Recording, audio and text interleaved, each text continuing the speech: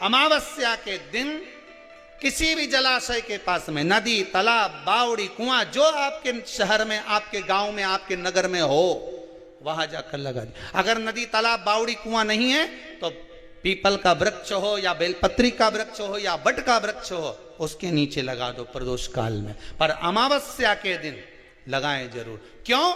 क्योंकि अमावस्या 16 दिन तक पितृ मृत्यु लोक में आने के बाद में भोजन ग्रहण करते हैं। अमावस्या के दिन पितृ शाम के समय प्रदोष काल में शंकर भगवान का नाम जाप कर कर नदी, तालाब, बावड़ी पर पानी पीने जाते हैं। वहां से जल का आचमन कर कर पितृ अपने लोक को चले जाते हैं प्रदोष काल के समय पर। इसलिए प्रदोष काल में जलाशय के पास में, बावड़ी, कुआं, नदी, तालाब के किनारे पर दिया लगाया जाता है दक्षिण की ओर मुख कर कर बत्ती का। तो पितृ आशीर्वाद देते हुए जाते हैं कि फलो फूलो, आगे बढ़ो, उन्नति करो, तरक्की करो। ये पितरों का आशीर्वाद रहता है,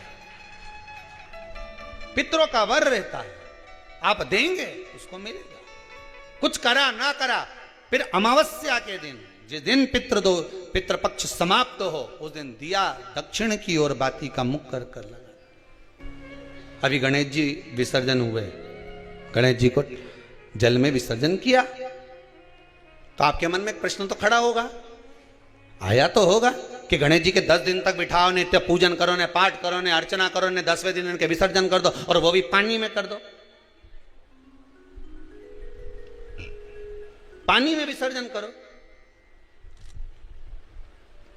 तो ये कहां लिखा कि जल में विसर्जन करो? श्रीमद् भागवत पुराण की रचना जब वेद व्यास जी महाराज करने के लिए बैठे, वेद व्यास जी ने सुखदेव जी से कहा कि मैं मंत्र बोलूंगा, मैं श्लोक बोलूंगा, इसको लिखेगा कौन? तो सुखदेव जी ने बोला गणेश जी से विनती करो। गणेश जी से कहा कि आप लिखोगे? गणेश जी बोले मैं लिखने को तैयार हूं, पर बोलते बोलते तुम रुक गए तो मैंने भी लिखना छोड़ दूंगा, उसके बाद मैं भागवत को विराम दे दूंगा, मैं आगे नहीं लिखूंगा। अब वेद व्यास जी बड़े चक्कर में पड़ गए, क्या करें? तो गणेश जी से कहा मेरे श्लोकों में कुछ गड़बड़ी हो सकती है, उसमें से गलती को छांटना पड़ेगा, फिर लिखना पड़ेगा। कितना सुंदर संबोधन श्री वेद व्यास जी ने कहा कि मैं जो श्लोक बोलूंगा आपको लिखने के लिए, उसमें मैं कुछ गलती करूंगा, उस गलती को छांटना है, तब श्लोक लिखना है। क्यों कहा वेद व्यास जी ने ये बात? गणेश जी भगवान है, वेद व्यास जी कहते हैं मैं तो संसारिक मनुष्य हूं ना, गलती तो कर सकता हूं।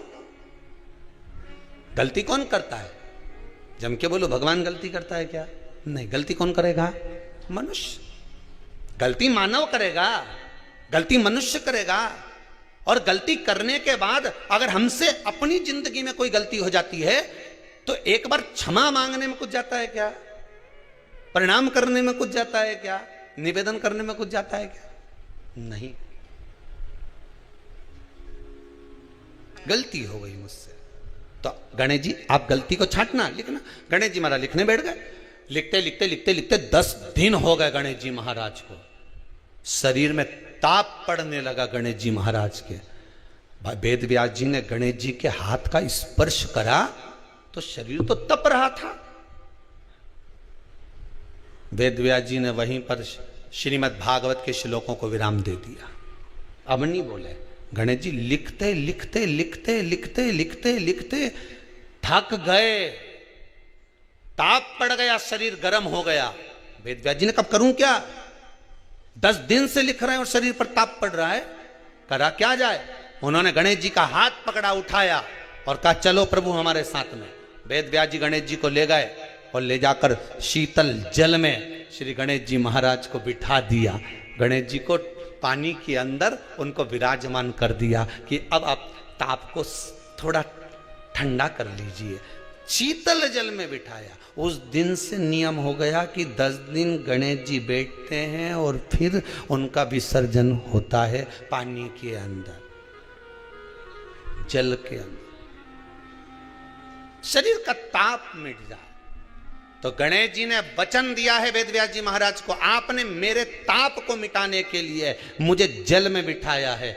जो मुझे जल में विसर्जन करेगा मेरा ताप तो मिटेगा ही, साथ में जो मुझे जल में विसर्जन करेगा उसके जीवन के भी ताप को मैं मिटा दूंगा, उसके जीवन के ताप को मैं मिटा दूंगा। ताप मिटा दिया।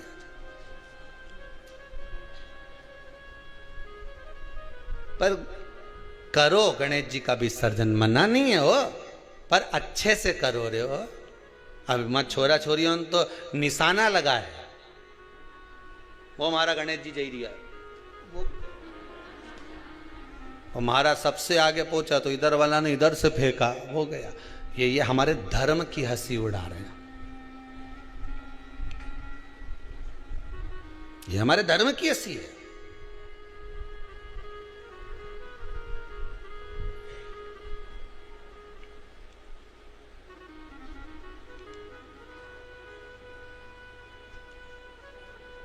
धर्म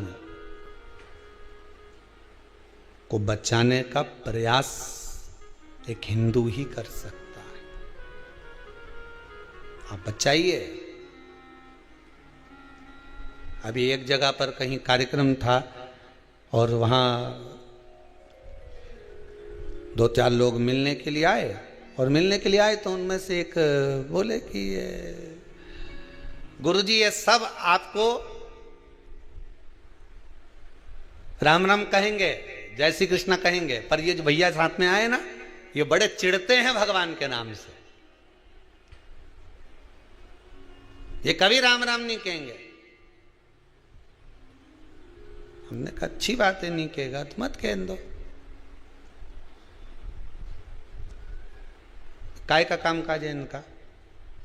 तो कि वो ढोल पार्टी है इनकी और ये सब बाजे माजे का काम जोरदार। हमने कहा ठीक है मत कह दो। तो हमने भी प्रैक्टिकल करके देखा, भैया राम राम, नहीं बोला। हमने कहा जय श्री कृष्णा, नहीं बोला। हमने कहा हर हर, नहीं बोला। अब मन में तो बात चुभे कि बताओ ये ऐसा कि गुरुजी ये जिस पंथ का है उसी पंथ का ले ही नहीं, राम का नाम, कृष्ण का नाम, शिव का नाम। हमने भी मन में सोचा रे महादेव तूने अच्छे अच्छे बहरू के सुधार दिया दादा, ये कहां से आया।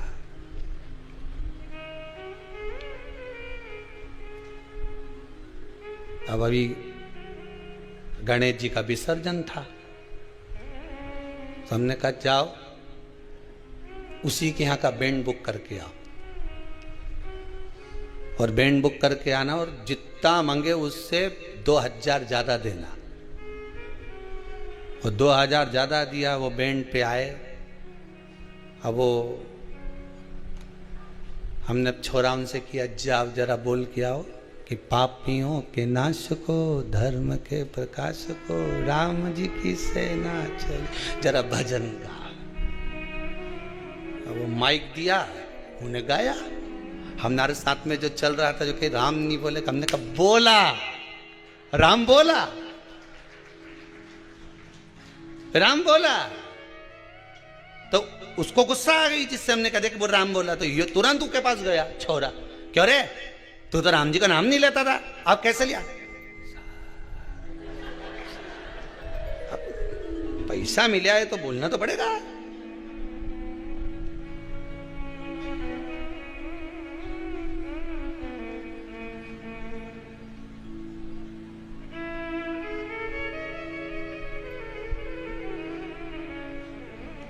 पूरी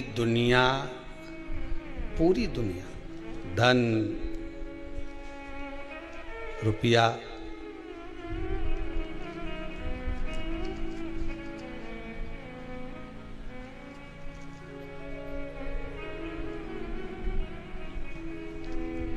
एक जरा सा कुछ कर्म भी किया जाए तो पूछ लिया जाए कि भाई धन कितना मिलेगा।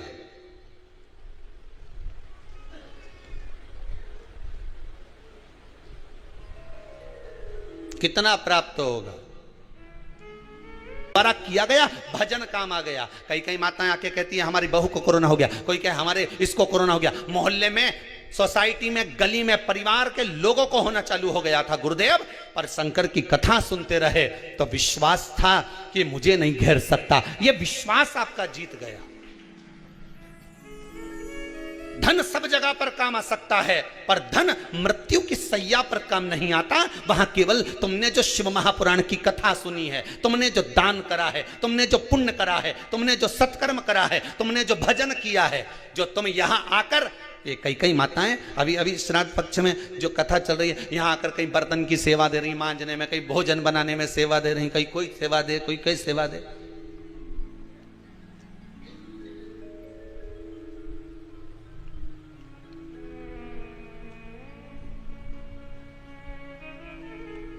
सेवा तुम कर दो।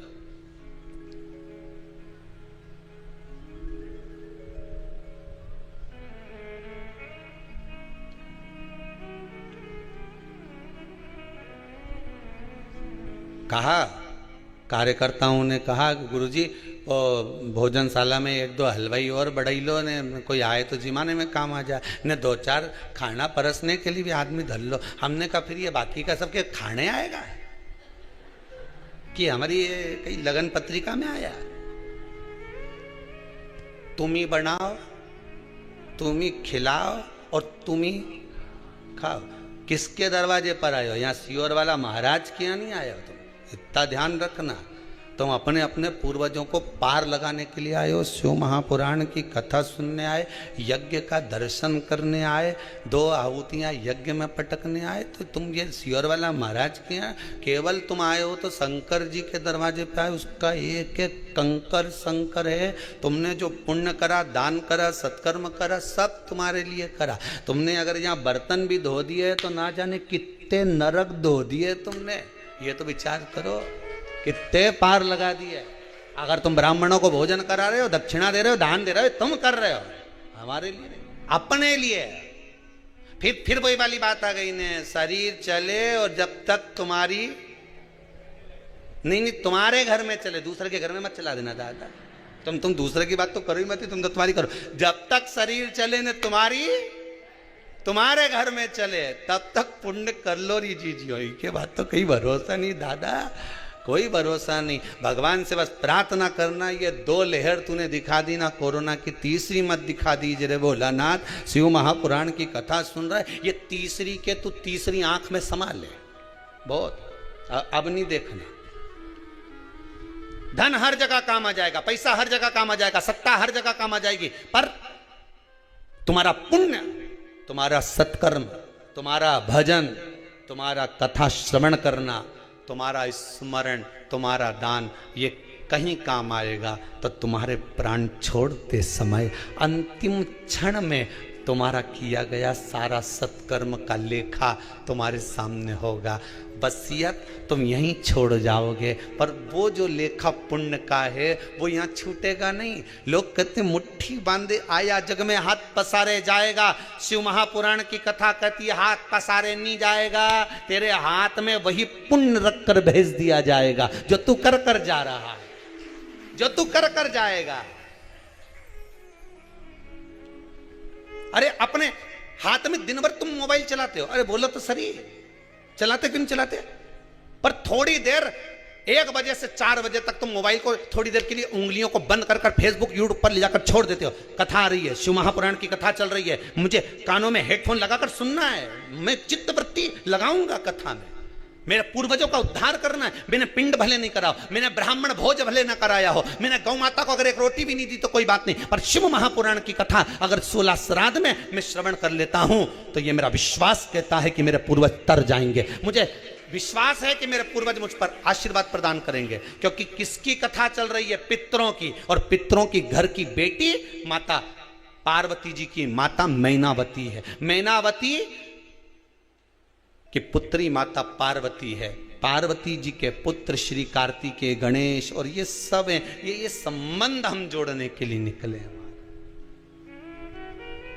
संबंध। और जब संबंध जोड़ने के लिए निकले, हमें कुछ संबंध। भोलेनाथ मेरा है, डमरू वाला मेरा है।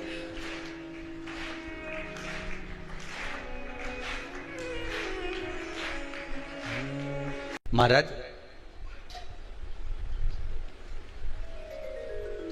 जब भगवान देवाधिदेव महादेव ने भगवान ब्रह्मा जी से कहा कि सृष्टि का संचार करिए, सृष्टि का निराकरण करिए, इस सृष्टि को निर्माण करना प्रारंभ कर दीजिए, भगवान शिव ब्रह्मदेव से कह रहे हैं आप सृष्टि को रचिए।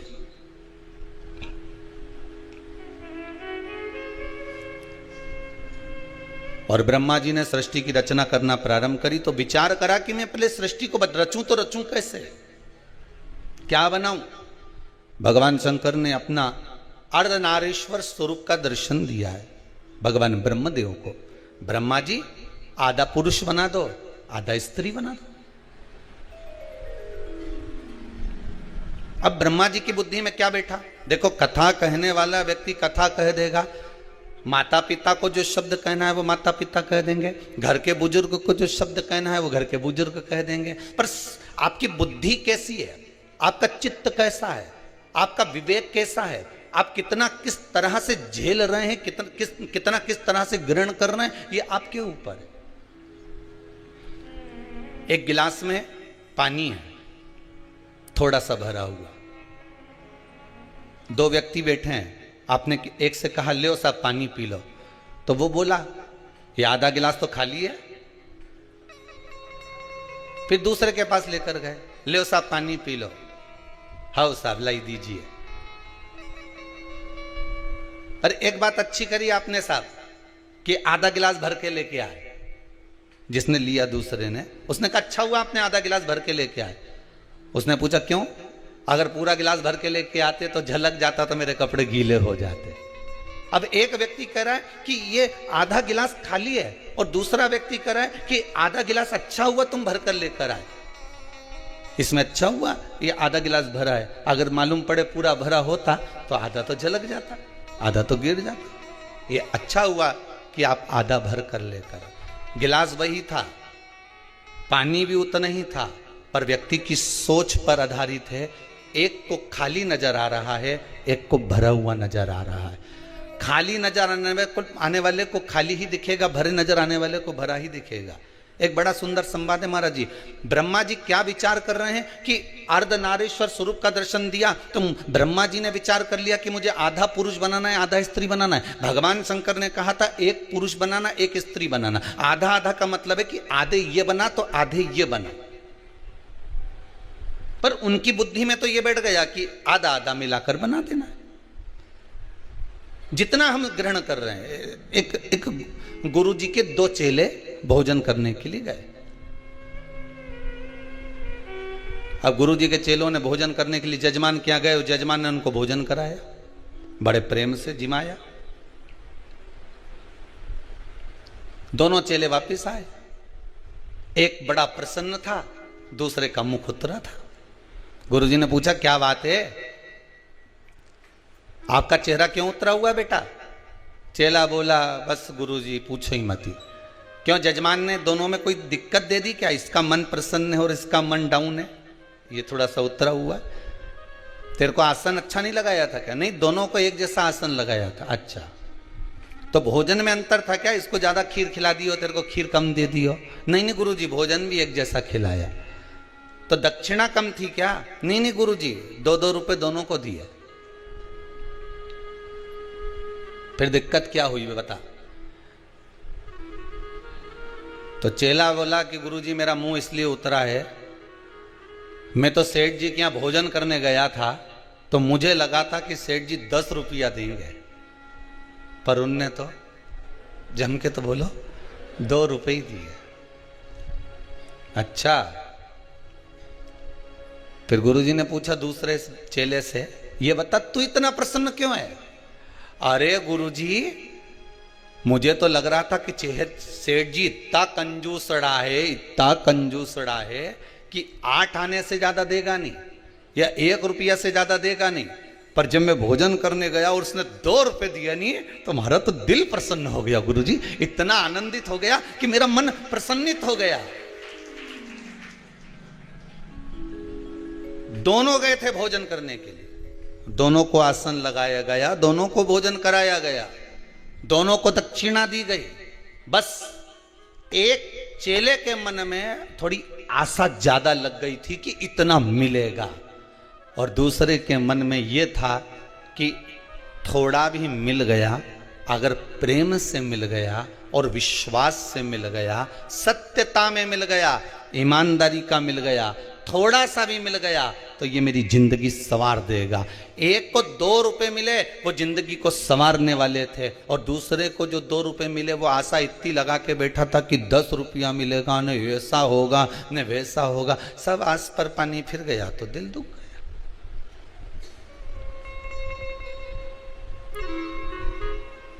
शास्त्र कितनी सुंदर बात कहता है, आशा एक राम जी से दूजी आशा छोड़ दे, नाता एक भोले जी से दूजा नाता तोड़ दे, साधु संगे राम रंगे अंग अंग रंगिए, जाई विधि राखे भोले ताई विधि रही है। तुम्हारे मन चित्त वृत्ति जिस भाव में भगवान रखे उस भाव में रहने का प्रयास करिए। जहां भगवान जिस भाव से रखने का प्रयास करे आपको, उस भाव से रहिए महाराज। पर अपने जीवन को सत्यमय बनाओ, क्योंकि शंकर को सबसे ज्यादा इस महा बेलपत्र से भी ज्यादा प्रिय मेरे शिव को अगर कुछ है तो क्या प्रिय है? जम के बोलिए जरा, सत्य प्रिय। शिव को अगर बेलपत्र से भी ज्यादा अगर कुछ प्रियता लगती है, मेरे भोलेनाथ को अगर इस बेलपत्र से भी ज्यादा प्रिय है तो वो सत्य प्रिय है। सत्यम शिवम सुंदरम, सत्य प्रिय है। शंकर की प्रियता सत्य में है, शिव की प्रियता सत्यता में। और जब हम सत्य की ओर अग्रण्य होते हैं महाराज, जीवन सार्थक हो जाता है। शिव महापुराण एक बहुत सुंदर बात कहती है, अगर आपको अच्छी लगे श्राद्ध पक्ष में तो उतार लेना, और श्राद्ध पक्ष में अच्छी नहीं लगे तो वो कंडा की रोज धूप देव, नहीं तो छोड़ देना। नहीं, अच्छी लगे तो उतारना अपने जीवन में। शिव महापुराण की कथा एक बात बहुत अच्छी कहती है, जब तक शरीर चले और तुम्हारे घर में चले, तब तक सारे पुण्य के काम कर लो। समझ में आ गया? समझ में आ गया ना? जितने आस्था पर कथा सुन रहे हो, जितने फेसबुक यूट्यूब पर कथा श्रवण कर रहे हो, जितने लोग ऑनलाइन कथा सुन रहे हो, आज शिव महापुराण की कथा को इस श्राद्ध पक्ष में जो पूर्वजों को समय है, पितरों का समय है, अधों का समय है, आहूतों का समय है, वासुकों का समय है, इस श्राद्ध पक्ष में एक चीज अपनी जिंदगी में उतार लीजिए कि जब तक शरीर चले और तुम्हारे घर में चले, तब तक सारे पुण्य के काम कर लो, क्योंकि इसके बाद मौका नहीं मिल रहा है। इसके बाद मौका नहीं मिलेगा। शरीर नहीं चलेगा तो कुछ पुण्य कर पाओगा है? अब मन में सोचो कि मैं तो बढ़िया नवरात्रे का व्रत करूंगी, अब मालूम पड़े वो अभी कल ही कोई कह रहा था, कौन कह रहा था हमारे को याद नहीं आ रहा, कल कोई कह रहा था गुरुजी हमारे वो एक रिश्तेदार हैं, उनने सावन के महीने में पूरे महीना व्रत करा। हमने कहा हमने तो एक बार भी कथा में नहीं कहा, हमने कभी बोला? हम तो कहते हैं कि बल्लभ कुल की एकादशी करो तो बकरी जैसे चरो। ये जजमान लोग पूछते रहते हैं कि गुरुजी कथा सुनेंगे तो व्रत रखना जरूरी है। हमने कहा खूब खाओ, डट के, मना नहीं। हम मालूम यहाँ तक हम तो कह देते हैं महाराज जी, श्रीमद् भागवत में कहा कि भागवत सुनने का नियम क्या है। शिव महापुराण में ये वर्णन नहीं करा कि भागवत में वर्णन क्या कि श्रीमद् भागवत कथा श्रवण करने का नियम क्या है। तो कहा एक फल का सेवन करो, श्रीमद् भागवत कथा को पूरी सुनो। हम भी कहते हैं एक फल का सेवन करो, शिव महापुराण पूरी सुनो। इतने में काम नहीं चले तो एक समय फलहार करो। फरियाल नहीं बोला, फरियाल एक अलग डिजाइन हो गई, है? फलाहार एक अलग डिजाइन हो गई। फरियाल में वो साबूदाने की खिचड़ी, बर्गर, चिप्स और मैं भूल गया, राजगिरे की पूड़ी और खीर और आलू का हलवा, ये सब फरियाल में आ गया। फलाहार में केवल फल का। एक समय फलाहार करो पर शिव महापुराण की कथा पूरी सुनो। इतने में भी काम नहीं चले तो एक समय फलाहार करो, दूसरी समय फरियाल करो। अब आई वही साबूदाने की खिचड़ी, अब आ गई फरियाल करो। पर शिव महापुराण की कथा जम के तो बोलो, जरूर सुनो। इतने में भी काम नहीं चले तो एक समय फरियाल करो, फलाहार नहीं, फरियाल करो, पर शिव महापुराण की कथा पूरी सुनो। इतने में भी काम नहीं चले तो एक समय फरियाल करो, दूसरे समय भोजन करो, पर शिव महापुराण की कथा जरूर सुनो। और अच्छे से सुन लो, इतने में भी काम नहीं चले तो दोनों समय भोजन करो, पर शिव महापुराण की कथा सुनो नहीं, जरूर सुनो। और इतने में भी काम नहीं चले तो कथा में जब जाओ तो टिफिन लेके बैठ जाओ, पर शिव महापुराण की कथा जरूर सुनो। पर कथा नहीं छोड़ना, अपन काय को कथा छोड़े।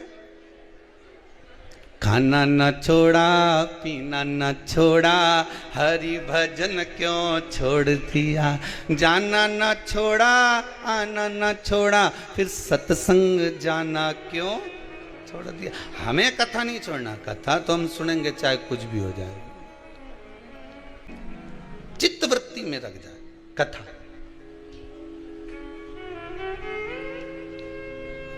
एक को भरा हुआ नजर आ रहा है, एक को हल्का नजर आ रहा है। हम कथा कैसे छोड़ दें? आप जिस भाव से श्रवण कर रहे हो, जिस भाव से आप सुनना चाहते हो, उस भाव से सुनो। नवरात्रि में गुरुजी हम भूखे रहकर कथा सुने।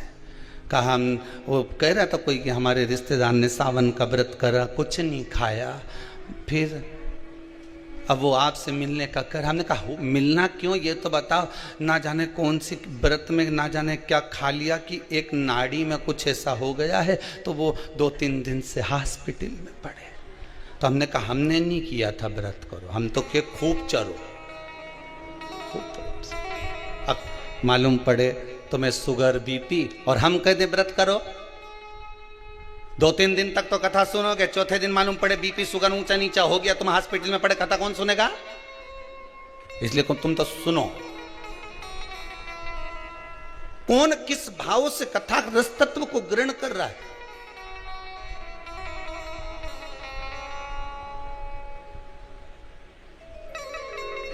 श्राद्ध पक्ष चल रहा है, बस अपने जीवन में एक बात को अच्छे से उतार लेना। जब तक शरीर चले और तुम्हारे जम के तो बोलो घर में चले, तब तक सारे पुण्य के काम कर लो। यज्ञ, हवन, कथा, सत्संग, दान, पुण्य, संकीर्तन सब कर लो। नहीं तो इसके बाद जब शरीर नहीं चलेगा और तुम्हारे घर में नहीं चलेगी ना, तो छोरा से कहोगे बिठले सभा समिति में 500 रुपये डाल दे रे छोरा, ले 500 रुपये डाल दे। और बूढ़ी अम्मा ने कहा 500 रुपये कैसे डाल दूं, लो पहले 500 रुपये दो। ने छोरा के तुमने पर्स में से 500 रुपये निकाल के दिया, छोरा से कहा ये 500 रुपये ले और तेरे मोबाइल से या फिर बैंक में जाके वो 500 रुपये बिठले सेवा समिति में जमा कर। अब मालूम पड़े छोरा ने तो जमा करने की जगह करना था यहाँ कर दिया वही मैडम को। मैडम भी खुश, क्यों जी आज 500 कैसे जमा करा, कि डोकरी वहां भेज रही थी, मैंने यहाँ भेज दिया। अब तो जा।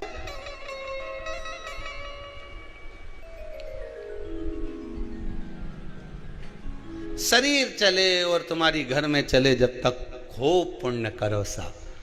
क्योंकि शरीर चलना जब बंद हो जाएगा, सही साथ नहीं देगा, तो फिर व्रत करोगे तो हो पाएगा? बोलो थोड़ी जीजियो, होगा कहीं नहीं। जितनी आस्था पे सुन रही हो बोलो तो सही है, हो पाएगा नहीं। अभी नवरात्रि लगने वाले हैं, अभी श्राद्ध जाएंगे और माता जी बैठ जाएंगे। अब कोई कहे कि हम तो एक लौंग पे व्रत करें, कोई कहे कि हम तो केवल 1 गिलास दूध पीकर हम व्रत करेंगे, कोई कहे कि हम तो एक समय फलाहार करेंगे। जैसा तुम्हारा शरीर सधे उसको साध लो।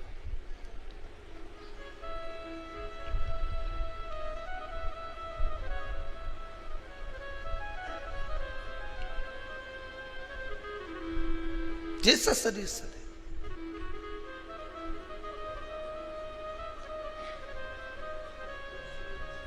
एक जंगल में शेर 14 दिन तक भूखा था। कितने दिन? जम के बोलिए। 14 दिन तक भूखा था। एक संत के पास सूचना आई कि 14 दिन से शेर भूखा है। संत ने कहा अब इसको तो भगवान मिल जाएगा, ये पक्का है। कुछ नहीं खाया। 20 दिन निकल गए। संत को लगा कि इतना दिन इसने अन्न नहीं खाया, भाग्रण नहीं करा, मांस नहीं खाया, फिर इसको भगवान क्यों नहीं मिला? तो भगवान से पूछा संत ने, ये बताओ कि शेर भूखा था तो तुमने इसको दर्शन क्यों नहीं दिया? भगवान बोले दर्शन तो दे देता था, परंतु ये शेर मेरे लिए भूखा नहीं था, ये रोज भूखा रहता था, खाने के चक्कर में ढूंढता रहता था कि कुछ खाने का मिल जाए, पर इसको खाने का नहीं मिला, भूखा रहना पड़ा। शास्त्र कह रहा है, बड़ा सुंदर चरित्र। इस मन को भगवान में लगा।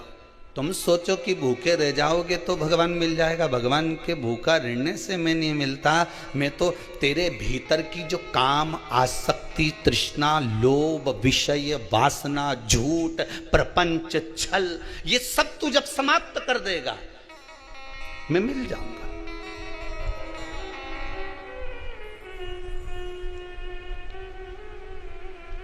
दूसरों की स्त्रियों के प्रति, नारियों के प्रति, कन्याओं के प्रति दृष्टि तो तुम्हारी गलत है, और केवल नवरात्रे में 9 दिन व्रत रख के तुम ऐसे हो जाओ कि मैं तो एकम से लेके नौवीं तक कहीं नहीं खाऊं।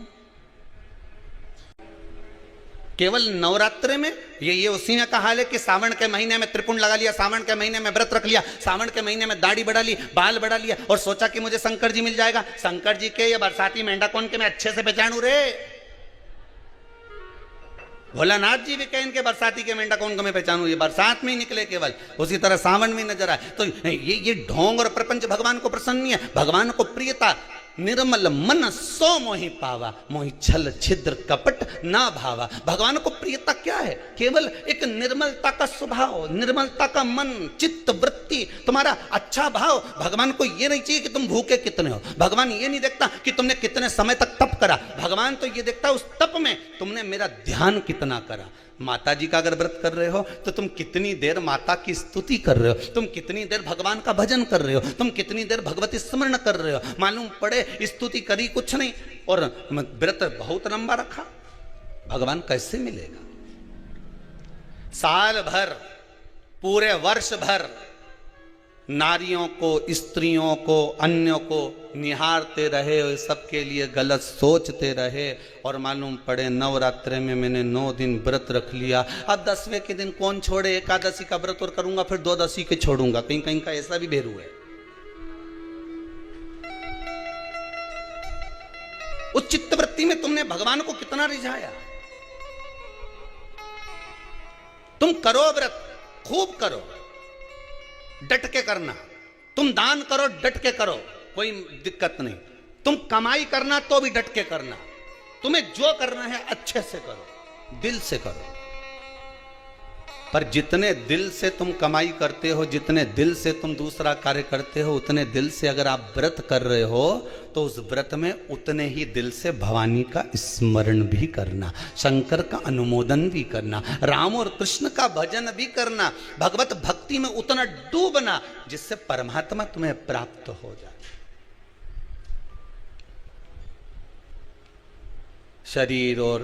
शरीर चले और घर में तुम्हारी चले तो खूब पुण्य कर लो, भजन कर लो।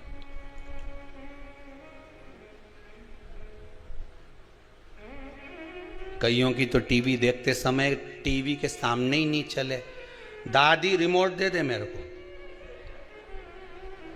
अभी मेरा डोरेमोन आ रहा है, रिमोट दे।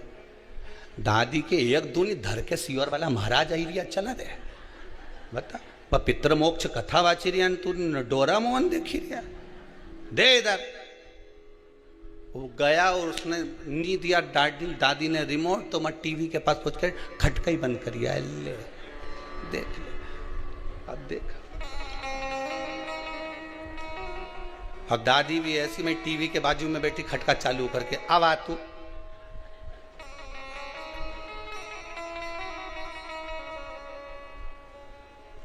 देखो एक बात आपको कहें, छोटे बच्चों को उपहार बड़ा प्रिय लगता है, लगता है ना, कुछ चीज दोगे, गिफ्ट दोगे, बड़ा प्रिय लगता है। और बच्चों ने कुछ मांगा, उपहार तुम कुछ नहीं दे पाए, तो बच्चा रोएगा कि नहीं रोएगा? अरे बोलो तो जम के।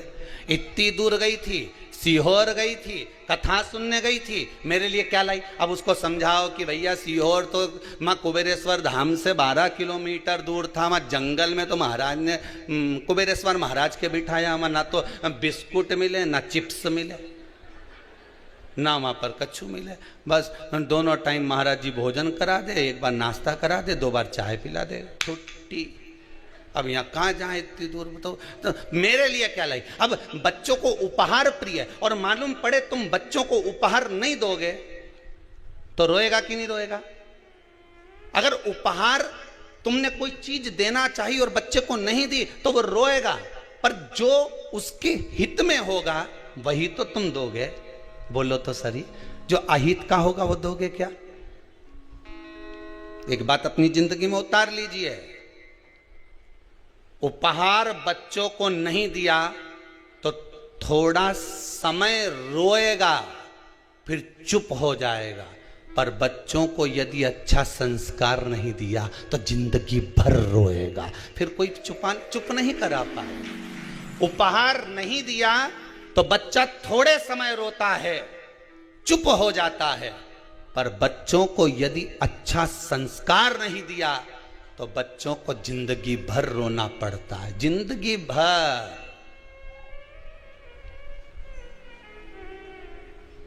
अब उपहार जरूरी है कि संस्कार जरूरी है? जिस घर में पानी की कमी होती है, जिस गांव में पानी की कमी होती है, वहां की फसल बिगड़ जाती है, जहां संस्कारों की कमी वहां की नस्ल बिगड़ जाती है। हम पहले भी कथा में बोले हैं, जिसको दुनिया चुनती है वो संसद में जाकर बैठता है, और जिसको मेरा शंकर चुनता है वो शिव महापुराण में जाकर बैठता है। अगर आप भी टीवी के सामने, भले आस्था चैनल के सामने शिव महापुराण की कथा को, पितृ मोक्ष शिव महापुराण की कथा को, इस पावन पितृ शांति यज्ञ का दर्शन कर रहे हो, पितृ शांति हवन का दर्शन कर रहे हो, इन ब्राह्मणों के द्वारा निर्मित इस पावन 24,000 श्लोक की इन आहुतियों का दर्शन कर रहे हो, शिव महापुराण का दर्शन कर रहे हो, ब्राह्मण भोज का दर्शन कर रहे हो, भोजन भंडारे का दर्शन कर रहे हो, गौ माता का दर्शन कर रहे हो, तो भाग्यशाली समझना। जिसको मनुष्य चुनता है वो संसद में बैठता है, जिसको मेरा शंकर चुनता है वो सत्संग में बैठता है, वही शिव महापुराण में बैठता है। ये तो तुम्हारे हाथ में रिमोट रखा है, बदल सकते हो टीवी, पर तुम्हारा चित्त, तुम्हारी वृत्ति, तुम्हारा मन शंकर से अगर लगा हुआ है तो समझ लेना तुम कथा नहीं सुन रहे हो। अगर आपका मन कथा में लगा हुआ है तो आप कथा नहीं सुन रहे हो, शंकर कथा को श्रवण कर रहे हैं, शिव सुन रहे हैं। और आपके घर में अगर टीवी चल रही है, शिव महापुराण की कथा मोबाइल पर, फेसबुक पर, यूट्यूब पर या टीवी पर चल रही है, उसका जो वॉल्यूम बढ़ा हुआ है, उसके शब्द जैसे सिंह गर्जना करता है, शेर धाड़ता है, तो छोटे छोटे जीव भाग जाते हैं, हिरण आदि छोटे छोटे छोटे पक्षी पशु भाग जाते हैं। उसी तरह जब शिव महापुराण के शब्दों की गर्जना होती है तो ना जाने कितने पाप कर्म हमारे चले जाते हैं और ना जाने कितने जीवों का कल्याण हो जाता है, मात्र उसकी गर्जना से, मात्र शिव महापुराण के स्मरण से, शंकर के अनुमोदन से। ब्रह्मा जी ने केवल एक उनकी चित्त वृत्ति से विचार कर लिया, ब्रह्मदेव ने। ब्रह्मा जी विचार करे कि मुझे आधा आधा बनाना था, तो ब्रह्मा जी ने दोनों को जोड़ के बना दिया। अब जो जुड़ के बना ना वो किन्नर उत्पन्न हो गए, आधा पुरुष आधा स्त्री। भगवान विष्णु जब भगवान देवाधिदेव महादेव के साथ निकले, भ्रमण के लिए आए, उनने देखा, किन्नरों को देखकर भगवान विष्णु को हंसी आ गई। भगवान शंकर को अच्छा नहीं लगा, प्रभु ये आपने गलत कर दिया, आप हंसे क्यों इन पे? कि भगवान विष्णु बोले भगवान महादेव जी से, आपने बोला था सृष्टि को रचने के लिए, आपने कहा था आधा पुरुष बनाना आधा स्त्री बनाना, ब्रह्मा जी ने दोनों को भेला करके बना दिया। अभी आपको कथा में कहा जिसकी बुद्धि में जैसा होगा कथा वैसी मिलती है। आप अच्छा सोचकर कथा सुनोगे तो आपको अच्छी मिलेगी। आपने कथा में अगर बैठे हो और बुराइयां छाटना चालू कर दी कि महाराज जी ने क्या बोला क्या नहीं बोला, क्या करा क्या नहीं करा, तो तुम केवल बुराई छाटने बैठे हो तो बुराई ही मिलेगी।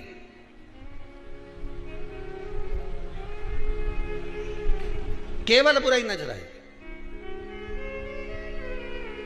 जब तक तुम्हारे छोरे की शादी छोरी से नहीं हो जाए तब तक छोरी ऐसी लगे इतनी बढ़िया लड़की है गुरुजी, ऐसी बढ़िया, उसका परिवार का लोग भी अच्छा है ना, उसकी माँ तो इतनी सीधी बापड़ी, उन्हें बोलना ही नहीं आए, बहुत बढ़िया। उसका पिताजी बेचारा दुकान पे जाए न जाए, 2-3 भाइयों का परिवार है, दोनों तीनों भाइयों तो बेचारा खूब चतुर ने, बेचारा यही हमारा बीआई जी घना सीधा अच्छा, और उनका छोरा भी इतना बढ़िया बेचारा, इतना सीधा साधा, ने पूरे परिवार का गुणगान गाओ। कब तक? जब तक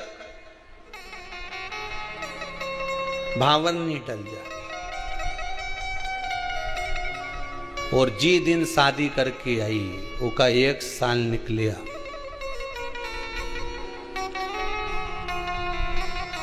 उसके बाद तो मोबाइल पे बात करने की भी डिजाइन बदल।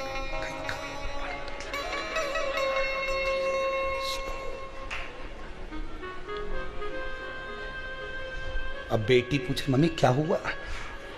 बड़ी दुखी, मारे कहीं मालूम था, मैं तो हीरा समझी थी, कोयले की खदान निकली।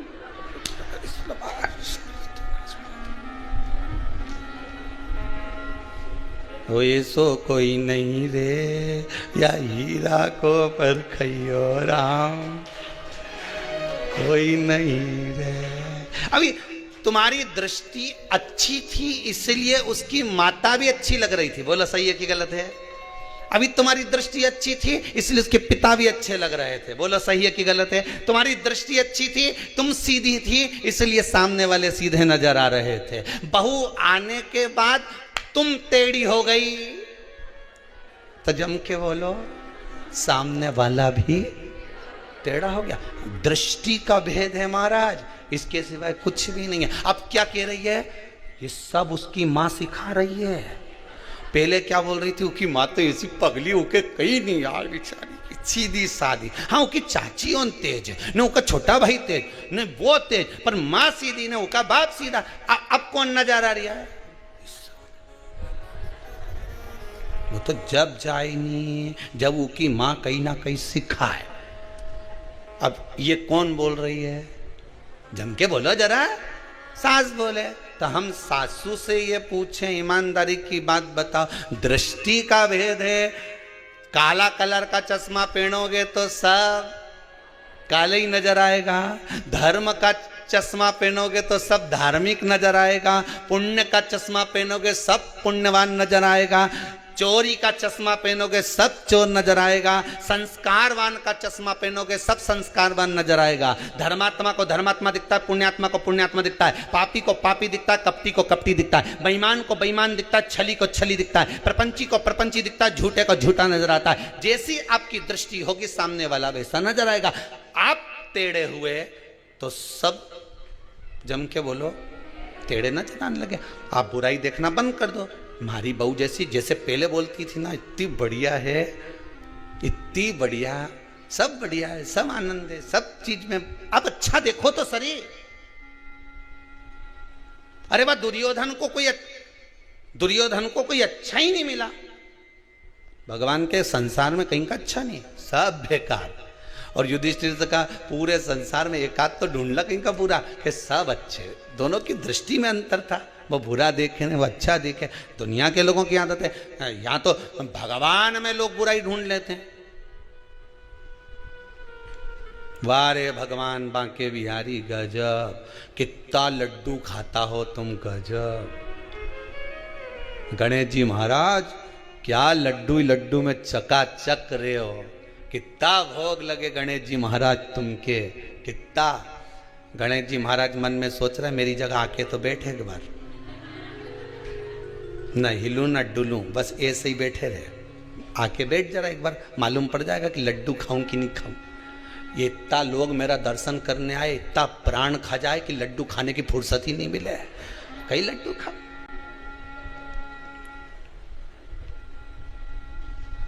तू आ तो सही एक आध बार हमारी जगह बैठ के तो देख।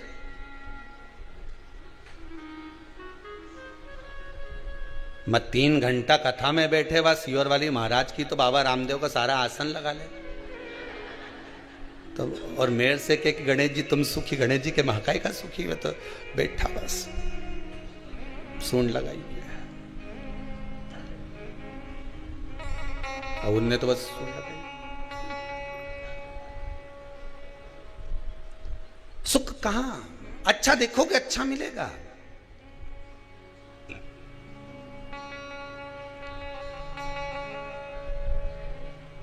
कितना खर्च करने के बाद भी सुख का अनुभव नहीं होता। शादी में कितना खर्च करते हो? 2-4-5 लाख रुपए तो बड़ी बड़ी शादियों में तो 50-50 लाख खर्च हो जाता है, 5-5 10-10 लाख खर्च हो जाता है। सब आइटम जोरदार जोरदार बनना चाहिए, गुलाब जामुन, इमरती, भजिया, पकोड़ा, मीन चाउमीन, ये और पानी पतासा, और ये सब तैयारी खूब जोरदार करी। गरम की गरम माल खिलाया, बीआई जी के खूब जोरदार खिलाया। और कहीं कथा सत्संग में जाओ, ठंडी पूड़ी मिले, बोलो जम के खाओ कि नहीं खाओ, उसमें भी क्या जोरदार भोजन बना साहब, भगवान का प्रसाद में तो आप रूप स्वाद आ जाए। तो यही स्वाद में शादी में क्यों नहीं आए? लाखों रुपए खर्च करे, कितना खर्चा करा।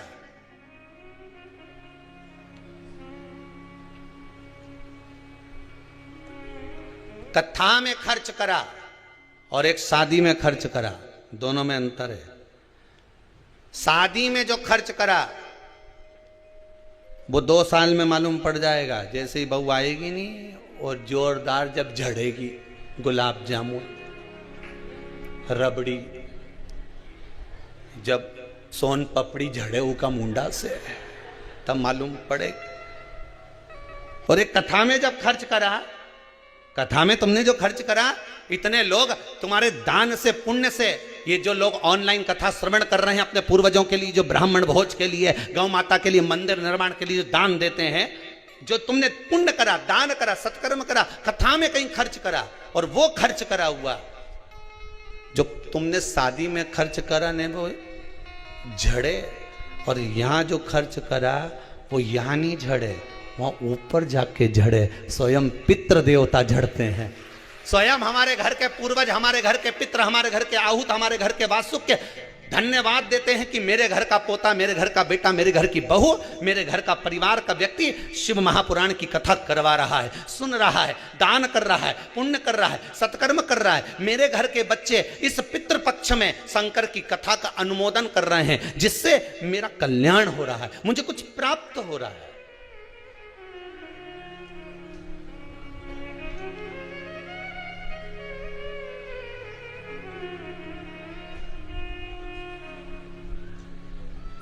कुछ मिल रहा है। आपकी बुद्धि जैसी होगी, चित्तवृत्ति जैसी होगी, वैसा हमें प्राप्त हो रहा है, वैसा हमें मिल रहा है। अच्छा, एक बात तो समझ में नहीं आए मेरे को कि ये अभी तो अपन फिर भी समझ जाएगा, ये अभी की पीढ़ी है ना, ये तो समझ जाएगी कि एकम का श्राद्ध ने, द्वितीया का श्राद्ध ने, तृतीया का श्राद्ध ने, चतुर्थी का श्राद्ध ने, पंचमी का श्राद्ध। पर इनके जब अंग्रेजी स्कूल में पढ़ा देंगे और ये जब आप विदेश में नौकरी करने जाएंगे तो कहीं तुम्हें याद करे? अरे बोलो तो सही, निपटा हुआ के कौन याद करेगा कि हमारा पिताजी एकम के गया, काका जी ने दूज के गया था, तीज के गया था। अब तुम वो अपनी पत्नी के कह भी दे कि वो दूज का श्राद्ध है हमारा दादाजी का, तो पत्नी बोले कहाँ की दूज, और बोल भी मत देना दूज, नहीं तो वो दूज, तुम दूज बोलो वो दोचे, वो कहाँ की दूज, मैं तो पहचानू ही नहीं है दूज के। पति बोले फर्स्ट, सेकंड, हाँ, तो ये सेकंड कब सेकंड, तो पति फिर समझाए शुक्ल पक्ष का कि कृष्ण पक्ष का कि ऐसा के। अब पढ़े लिखे बच्चों को कौन समझाएगा कि ये दूजे की तीज है। इसीलिए कथा कह रही है शरीर चले और तुम्हारी घर में चले तब तक पुण्य कर लो दादा, नहीं तो सेकंड और फर्स्ट में फंसा देंगे।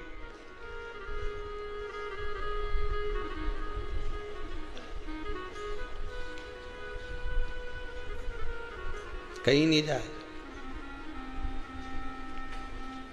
पहली रोटी किसकी बनती घर में?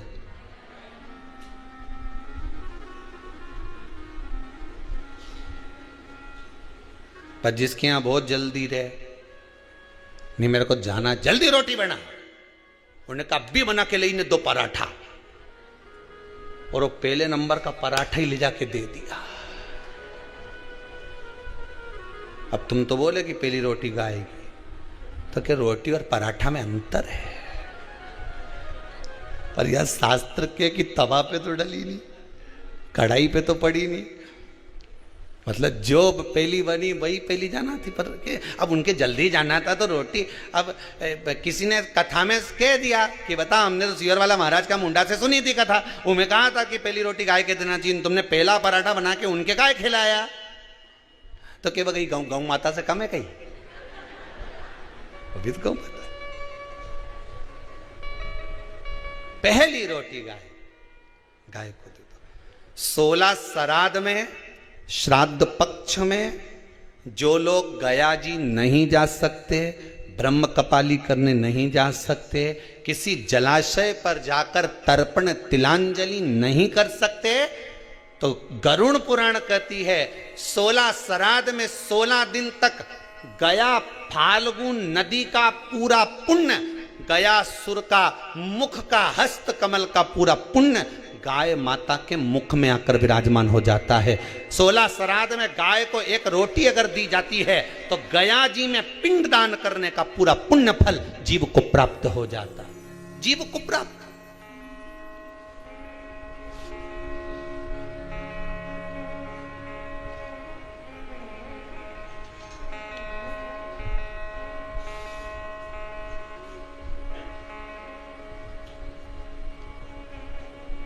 पूरा पुण्य प्राप्त हो जाता है। अगर गया नदी नहीं जा सकते, फाल्गु पर नहीं जा सकते, गया का पिंड करने नहीं जा सकते, 2 चीजें अपने जीवन में उतार लीजिए। एक 16 श्राद्ध में हमें गाय को रोटी देना है, खूब तला हुआ, खूब पका हुआ, खूब घी में या तेल में तरबतर गौ माता को नहीं देना। उसका कारण क्या है वो भी समझ लीजिए। रोड पर कॉलोनियों में जो गाय घूमती हैं, इन रोड पर कॉलोनियों में घूमने वाली गाय जगह जगह पर पॉलीथीन वगैरह खा लेती है। वो लोग खाती कि नहीं खाती? पॉलीथीन जब गाय खाती है तो उसके पेट में जम जाता है, उससे गाय के पेट में कैंसर हो जाता है। उसको तुम अच्छा पदार्थ खिलाओगे तो गाय हो सकता है कि बीमार पड़ने लगे। इसलिए ज्यादा घी का, तेल का कोई पदार्थ गौ माता को ज्यादा ना दीजिए। इसलिए हमने जैसे आपको कहा कि निशुल्क पितरों की शांति के लिए जो कोरोना में शांत हो गए उनके लिए ये यज्ञ रखा है, हवन रखा है।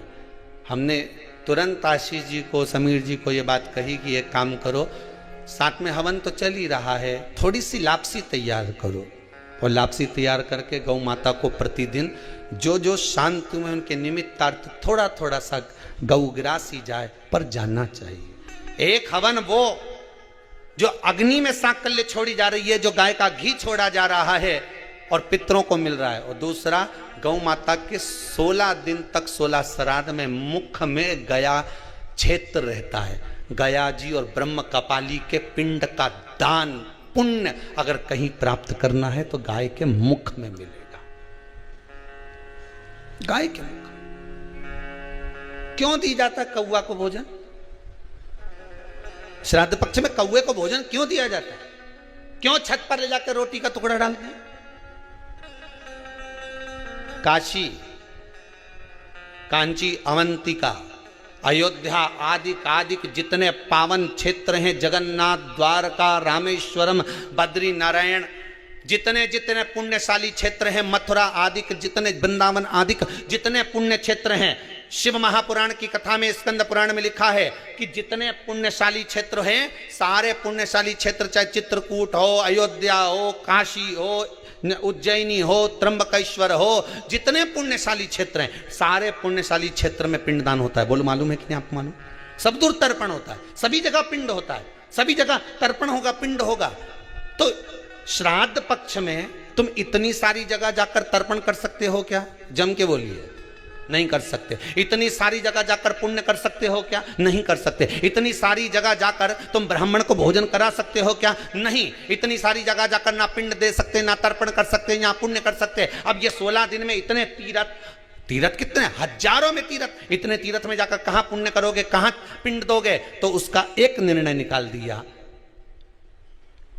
कि पितरों के देवता आर्यमा कौवे पर बैठते हैं। काय पे बैठते हैं? कौवे पर। तो एक काम करो, जब हम पितरों के देवता आर्यमा कौवे पर बैठकर पितृलोक से 16 दिन जब भ्रमण के लिए निकलते हैं तो घूमते हैं, तो क्यों ना एक काम करें कि कौवे के लिए भोजन छत पे डाल दें। हमारे छत का कौवा जब अन्न का भाग ग्रहण करेगा, पितरों के देवता को बिठाकर जब घूमने के लिए निकलेगा, तो जहां जहां घूमने जाएगा, जब जब बीच में कोई तीर्थ पड़ जाएगा, तो वहां के पिंडदान का फल हमको मिल जाएगा। इसलिए कौवे को भोजन कराया जाता है।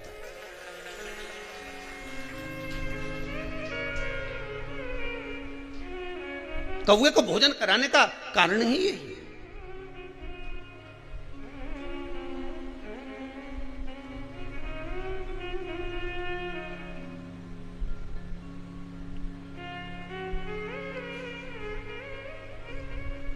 करिए शिव तत्व हमारा, भगवान शंकर करुणा सागर, त्रिकालदर्शी कैलाशी अविनाशी, भगवान ओगड़ दानी त्रिकालदर्शी कैलाशी शिव में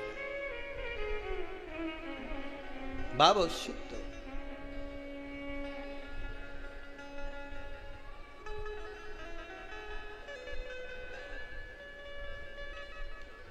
और जब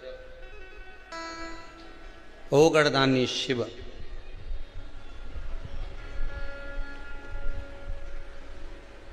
मेरे त्रिकालदर्शी कैलाशी शंकर को जिसने रिझा लिया, पितर रिझ गए।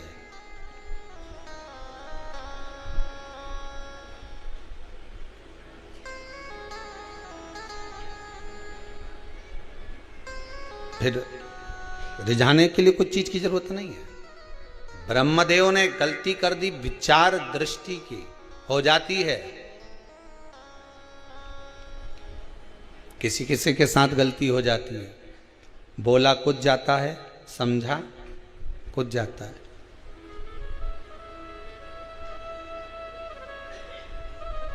बोला कुछ, समझा कुछ, हो जाती कभी कभी। अब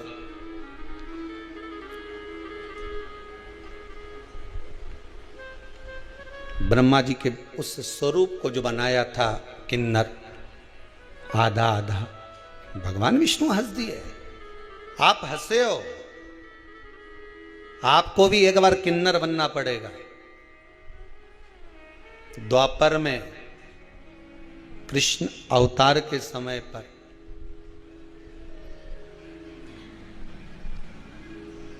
जब कौरव और पांडवों में युद्ध के मैदान में देवी को प्रसन्न करने के लिए बलि देना थी, अर्जुन से कहा गया था एक पुत्र तेरा, जब तुम वन गए थे उलूपी के साथ में जब विवाह हुआ था तो वहां एक पुत्र हुआ था आरावन, उसको लिया।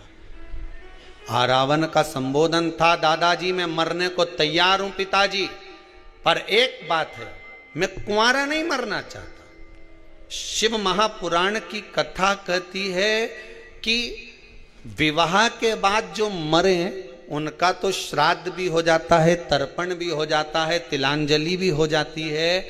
ब्राह्मण भोज कराया तो ब्राह्मणों के भोजन का पुण्य भी उनको मिल जाता है, किसी को अन्न दान दिया तो अन्न दान का पुण्य भी मिल जाता है, पर रावण कहता है कि अगर मैं कुंवारी अवस्था में मर गया तो ना तो मेरा पिंड होगा, ना मेरा तर्पण होगा, ना मेरी तिलांजलि होगी, ना ब्राह्मण भोजन करेंगे तो उसका भाग मुझे मिलेगा, ना आप तीर्थ करने जाओगे तो उसका भाग मुझे मिलेगा, ना कोई सत्कर्म का भाग मुझे मिलेगा।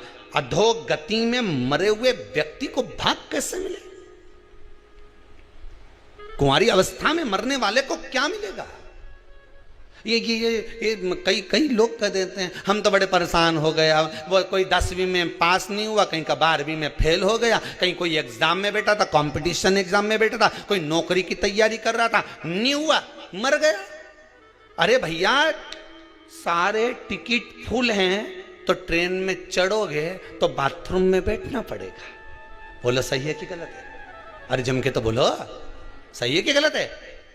अब बाथरूम में बैठकर जाना पड़ेगा और वहां भी धक्के खा रहे लोग, कह रहे चलो बाहर निकलो, हमें अंदर जाना है। फिर बाहर निकला भैया, फिर टीसी, फिर चले गया, टीसी ने आवाज लगी, चल निकाल बाहर, नहीं निकल, बाहर निकाल, नहीं निकल, निकल आई, कौन है अंदर? नहीं, टीसी आवाज लगा, नहीं निकला। अब उसी तरह टिकट फुल है ना, तुम चले जाओ, उसी तरह भगवान ने तुम्हारी उम्र लिख के भेजी थी, इतना साल जिएगा, और तुम जबरदस्ती की, नहीं मैं तो रस्सी बांध के मरूं, नहीं मैं तो ये खा के मरी जाऊं, नहीं मैं तो ट्रेन के नीचे कूदी जाऊं, नहीं मैं तो ये करके मरी जाऊं। अब मर तो गए पर ऊपर तो सीट फुल, फिर क्या करोगे? तो कि ये भटकता रहे, इके भूत प्रेत बना दो, डाकनी पिशाचनी चुड़ैल बना के भेज दिया, उन्हें भटकता फिरे। अब दिखे तो है ही नहीं, वे तो हवा के रूप में घूमे, इतना में बीच बीच में टीसी आता रहे, वही पहाड़ा के ऊपर चढ़ के गदा लेके और बेहतरीन काला और काली मूंछ और जोरदार मुकुट, उसमें बीच में नीलम चमक रहा और मूंछ पे ताव देके कि हम यम है। इके इतनी देर में जैसे टीसी आवाज लगाए थे, इके टिकट याद है ही नहीं, पुण्य का टिकट होता। फिर बीच बीच में यमराज आके डराता रहता है, कहाँ भटक रही है बेरू, भटके, रोता है जीव, वो प्राण तो छोड़ देता है, मर तो चले गया, भटके, रोए। जिसके घर का जीव रहता उसके दरवाजे पर रोज जाकर विनती करता है, देखो श्राद्ध पक्ष में कोई तो श्राद्ध पक्ष में दिया तो सरी। अरे ये कथा कह रही है दादा, श्रीमद् भागवत में वर्णन आया है, पर गोकर्ण ने धुंधकारी के लिए कितना दान दिया। बोलो सही है कि गलत है? अरे बोलो तो सही। भागवत सुनी कि नहीं सुनी? बहुत सारा महाराज उनकी आए टीवी पे, तुम कभी भी चालू करके सुन लो। उन्होंने धुंधकारी के लिए ने गया जी का श्राद्ध करा, ने ब्रह्म कपाली करी, ने पिंडदान करा, ने तर्पण किया, ने ये किया, ने वो किया, सब किया, इसके बाद भी नहीं तरा।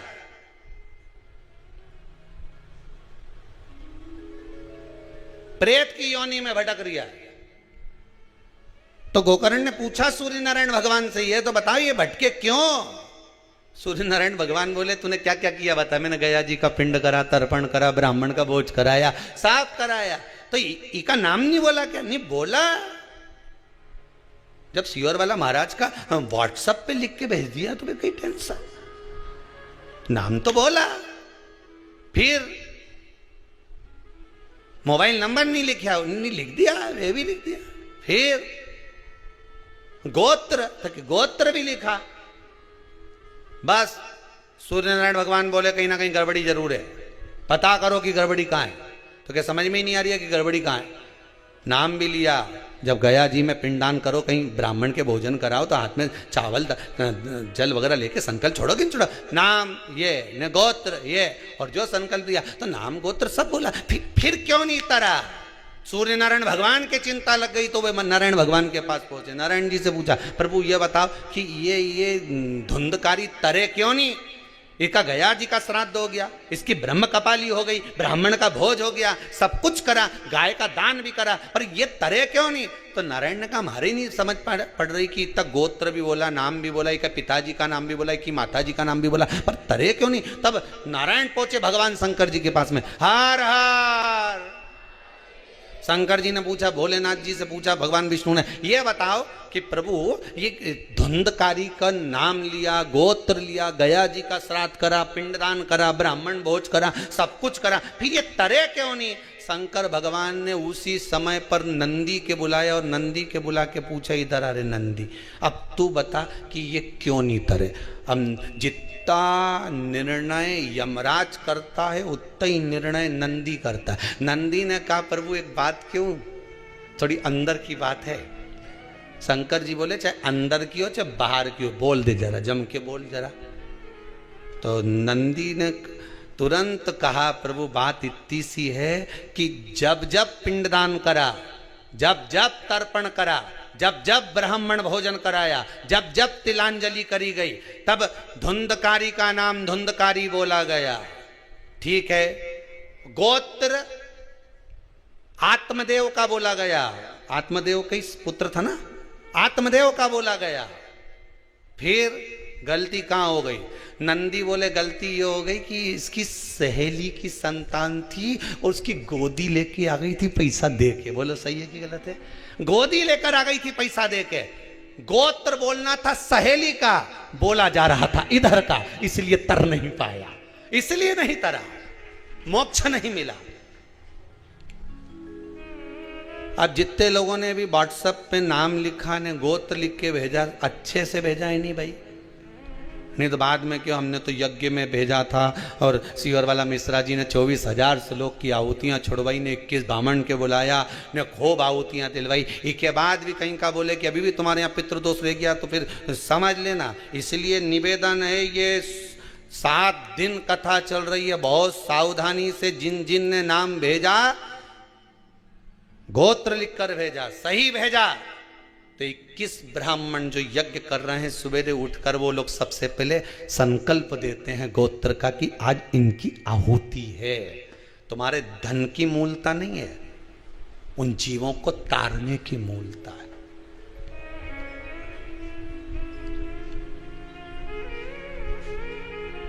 गोत्र मूल है।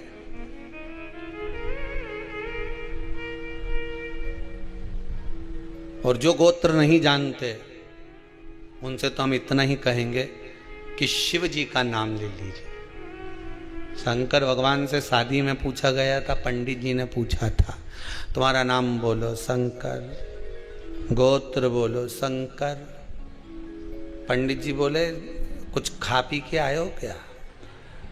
शंकर जी बोले मुस्कुरा के, जरूरत ही नहीं अपने, तो अपने जरूरत ही नहीं, तो क्या कुछ पिए विए हो क्या? शंकर जी बोले, वो तो कब से पी रहे हैं, कब से, जिंदगी हो गई साहब, राम नाम का भर भर प्याला खूब पिया। और जो एक बार भगवान के नाम का प्याला पी ले वो तो वैसी अलमस्त रहे, वैसी अलमस्त। हमसे ही लोग कहते हैं, काय सीवर वाला महाराज तुम जब देखो जब मुस्कुराता ही हुआ दिखता हो, ऐसा क्यों? पिए। अच्छे प्रेम से बोलो जरा, दोनों हाथ उठाकर। और जितने लोग गाड़ी चला रहे हो वो मत बोलना हाथ उठाकर हो। हर हर महादेव। भगवान शिव की कथा कर रही है। शंकर भगवान गोत्र का मूल महत्व बताते। बहुत ध्यान दीजिएगा शिव महापुराण की ओर, कि आपके भाव की निर्मलता से भगवान मिल जाए। कहा, आरावन कह रहे हैं, अगर मान लो मैं कुंवारी अवस्था में मर गया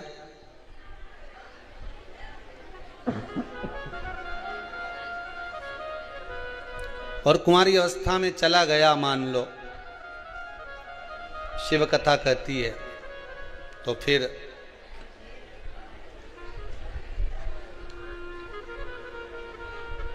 ना तो मेरा तर्पण होगा, ना मेरी तिलांजलि होगी, ना ही मेरा पिंडदान होगा।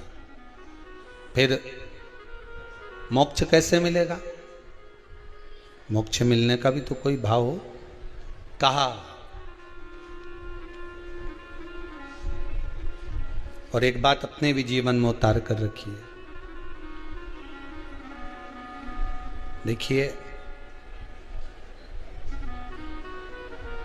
कुंवारी अवस्था में मरने वाले जीव जो गर्भस्थ मर जाएं या कुंवारी अवस्था में चले जाएं, आप कितना भी इनके लिए दान दे लो, कितना भी आप पिंड दान कर दो, कितना भी इनके लिए आप ब्राह्मण भोज करा दो, इनका कल्याण जब तक नहीं है, जब तक घर का कोई एक व्यक्ति, दो व्यक्ति जो भी हैं घर में, वो शिव महापुराण की कथा ना सुन ले। और एक बात बहुत ध्यान दीजिएगा, बाबा ने तो कृपा करी है कि श्राद्ध पक्ष में शिव महापुराण की कथा सुनने को मिल रही है। श्राद्ध पक्ष में मिल रही। और मेरा तो माताओं से विशेष रूप से निवेदन है, पुरुष वर्ग से तो है ही, नवयुवक बच्चों से तो है ही, गर्भस्थ दुनिया के लोग तो यहां 7 पीढ़ी की बात करते हैं कि 7 पीढ़ी में अगर कोई कुंवारी अवस्था में गया होगा तो उसको मोक्ष मिल जाएगा। यहां शिव महापुराण की कथा और उज्जैनी सांदीपनी ऋषि बाबा की वो पावन धरा वावंतिका उज्जैनी में भगवान शिव के मंदिर के उस दीवाल पर लिखा हुआ है, 71 पीढ़ी तर जाती है मात्र एक शिव महापुराण की कथा श्रवण करने वाले, करवाने वाले की 71 पीढ़ी।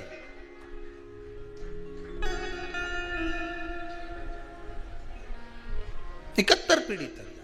अब 71 पीढ़ी में ना जाने कितने कुंवारी अवस्था में गए होंगे, कोई जरूरी किसका याद, कौन एक्सीडेंट में, कौन अधोगति में चला गया होगा, किसको। एक बात आपको कही थी, आप लोगों को स्मरण होगा, अगर मान लो आप ब्राह्मण को भोजन नहीं करा पा रहे हैं, मान लो आप गौ माता को रोटी नहीं दे पा रहे हैं, स्वान को भोजन नहीं दे पा रहे, कौए को भोजन नहीं दे पा रहे हो, और मान लो गया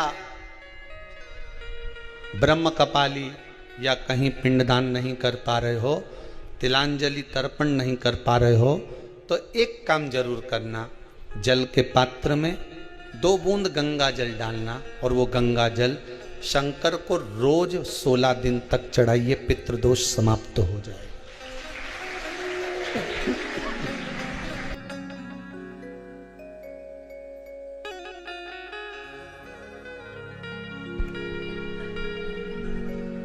पितृदोष समाप्त हो जाए।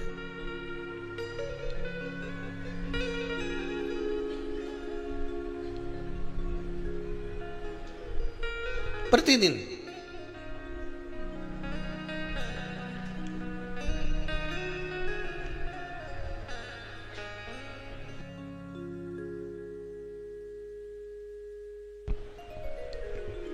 सोलह दिन तक प्रतिदिन चढ़ाई।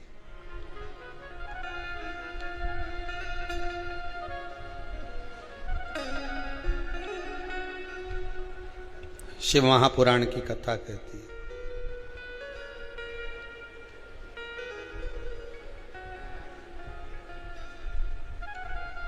अर्धनारीश्वर भगवान का दर्शन कर कर जो ब्रह्म उत्पन्न हुआ,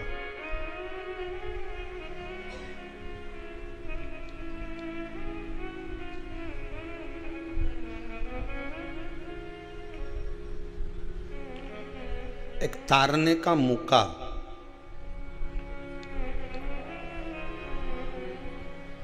अपने पूर्वजों को पार लगाने का मौका ये शिव महापुराण के माध्यम से मिला है।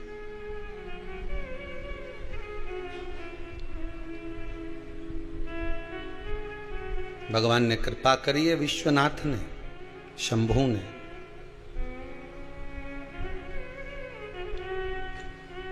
घर बैठे पितृ शांति यज्ञ का दर्शन घर बैठे हो रहा। और इन जजमान को धन्यवाद देना। ये दोनों श्री सुरेश सत्यनारायण जी अग्रवाल और गोपाल मुक्तिलाल जी अग्रवाल जलगांव और औरंगाबाद से जो पधारे, साधु आता है इनको। तो इतना जनमानस को देश और विदेश में बैठे हुए ना जाने कितने जीवों को पार लगा देंगे साहब। और आपको भी धन्यवाद देता हूं जो आपने अपनी अपनी टीवियों की वॉल्यूम बढ़ाकर आवाज तेज कर कर जो पूरे वायुमंडल में शिव पुराण को, शंकर की कथा को जनमानस तक जो जीव चले गए वो अपनों को नजर नहीं आते, पर वायु के रूप में ना जाने छोटे छोटे कण के रूप में रहते हैं। उनके कानों में ये सब बोधन जब जाता है तो तर जाते हैं।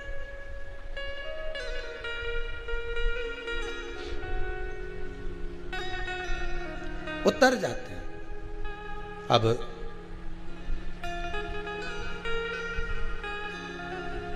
शिव महापुराण की कथा में जैसे धुंधकारी के मोक्ष के लिए गौकर्ण ने बहुत कुछ करा, उसी तरह देवराज के मोक्ष के लिए भी प्रयास करा गया और बिंदुक की मुक्ति के लिए भी प्रयास करा गया।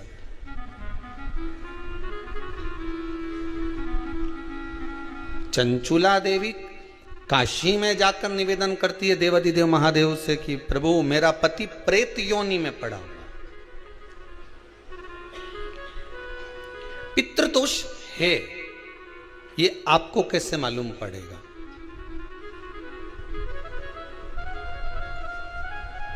पितृ भूखे हैं, इसका तो वर्णन हमने पहले कर दिया कि रात्रि को जब आप सोने के बाद में 1-1.5 घंटे बाद अगर आपकी नींद खुल जाए, 1 घंटा 1.5 घंटा आप सो लिए, उसके बाद जो नींद खुली तो 1-1.5 घंटे तक अगर आपको नींद नहीं आ रही है, रात्रि को सोने के बाद में 1 घंटे बाद जब उठे तो आपको प्यास लग गई,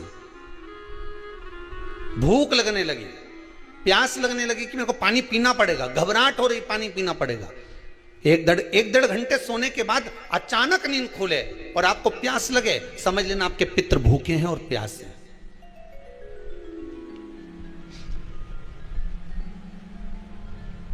वो भूखे और प्यासे हैं, उनको जल की जरूरत है।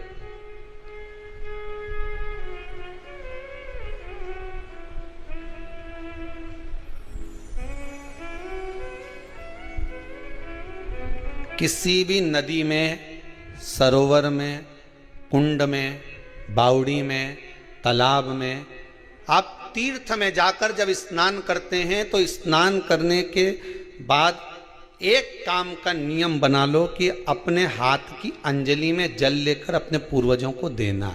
प्यासे रहते हैं, भाग मांगते हैं।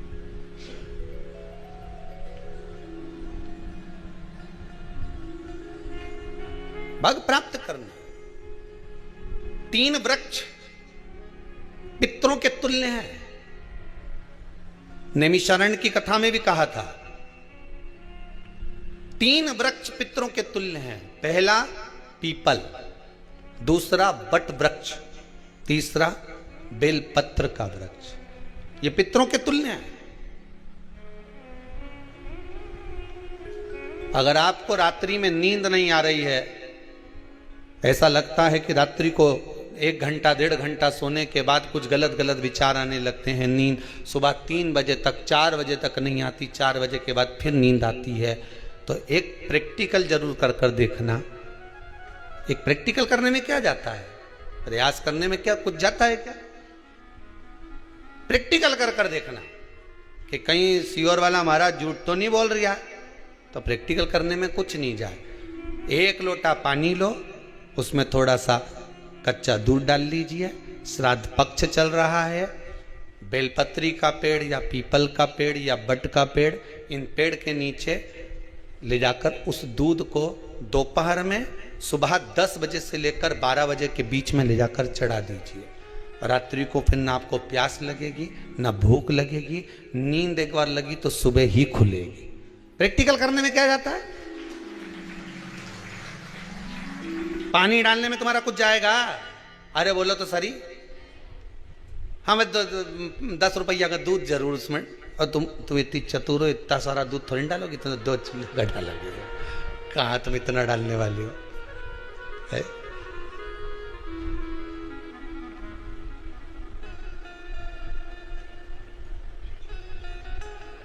कहा बहुत चतुर चतुर लोग हो रहे संसार में हो।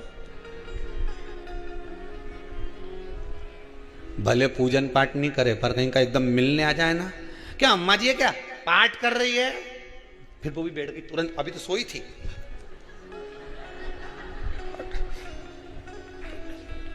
तुरंत क्या पंडित जी हैं क्या, उनसे थोड़ा सा काम है, अभी माला जप रहे हैं, मालूम पड़े पंडित जी तो आराम से सेव फल खा रहे थे। अब प्लेट सोफा के नीचे घुसे तुरंत।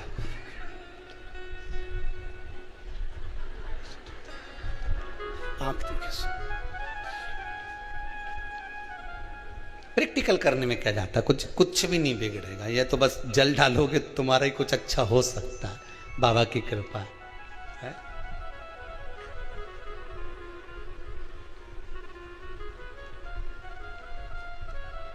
तीन वृक्ष पितरों के तुल्य हैं। पहला जम के बोलिए पीपल, दूसरा वट वृक्ष, तीसरा बेलपत्री का वृक्ष।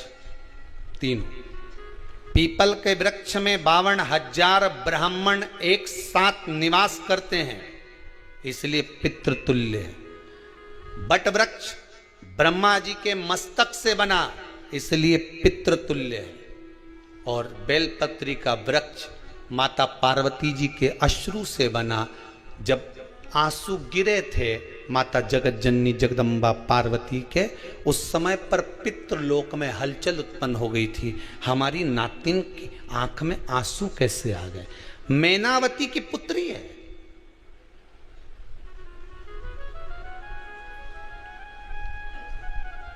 पितरों की नातिन, इसकी अश्रु कैसे गिर गए। पार्वती जी ने कहा ये आंसू नहीं, मेरा पुण्य भाग प्रकट करती हूं बेलपत्री के रूप में। तो पितरों ने वर दिया था कि ये बेलपत्री का वृक्ष हमारा आशीर्वाद है, इसके नीचे अगर कोई दीप लगाता है, शिव को स्पर्श कर चढ़ाता है, उसके पितरों की शांति होगी, हम स्वयं उसको आशीर्वाद देने के लिए पधारेंगे। बेलपत्र का वृक्ष पितृतुल्य।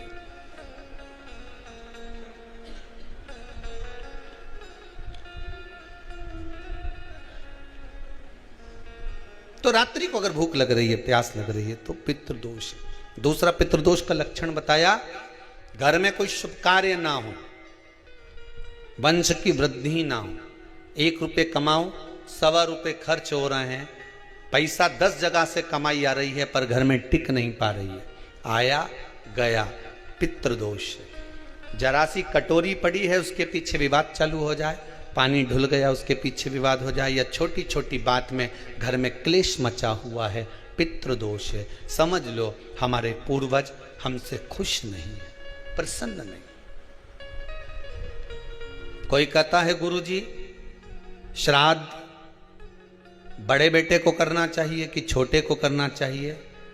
शिव महापुराण की कथा कहती है, अगर जायदाद का पूरा हिस्सा बड़े ने लिया हो और तुमने अपनी माता का दूध ना पिया हो तो एक ही को कर लेने दो। अगर माता का दूध पिया है और अगर एक अंगूठी भी ली है, जरा सा एक कपड़ा भी अगर सास का लिया है, तो श्राद्ध तो तुझे करना ही पड़ेगा, करना ही पड़ेगा। तूने मेरा दूध पिया है तो बिल्कुल जम के तो बोलो। अगर तुमने उनका कुछ खाया है तो अब एक काम और हो सकता है, गुरुजी वो श्राद्ध अगर हम नहीं करें और बड़े भैया करें और हम उन्हीं के यहाँ चले जाएं तो चले जा, मना कौन कर रहा है। पूड़ी का तेल तू ले जा, खीर का दूध 2 थैली तू खरीद के ले जा, जितना वहां वो सेवा करे उतनी सेवा तुम करो। गलत है क्या? जायदाद का भी तो हिस्सा किया था,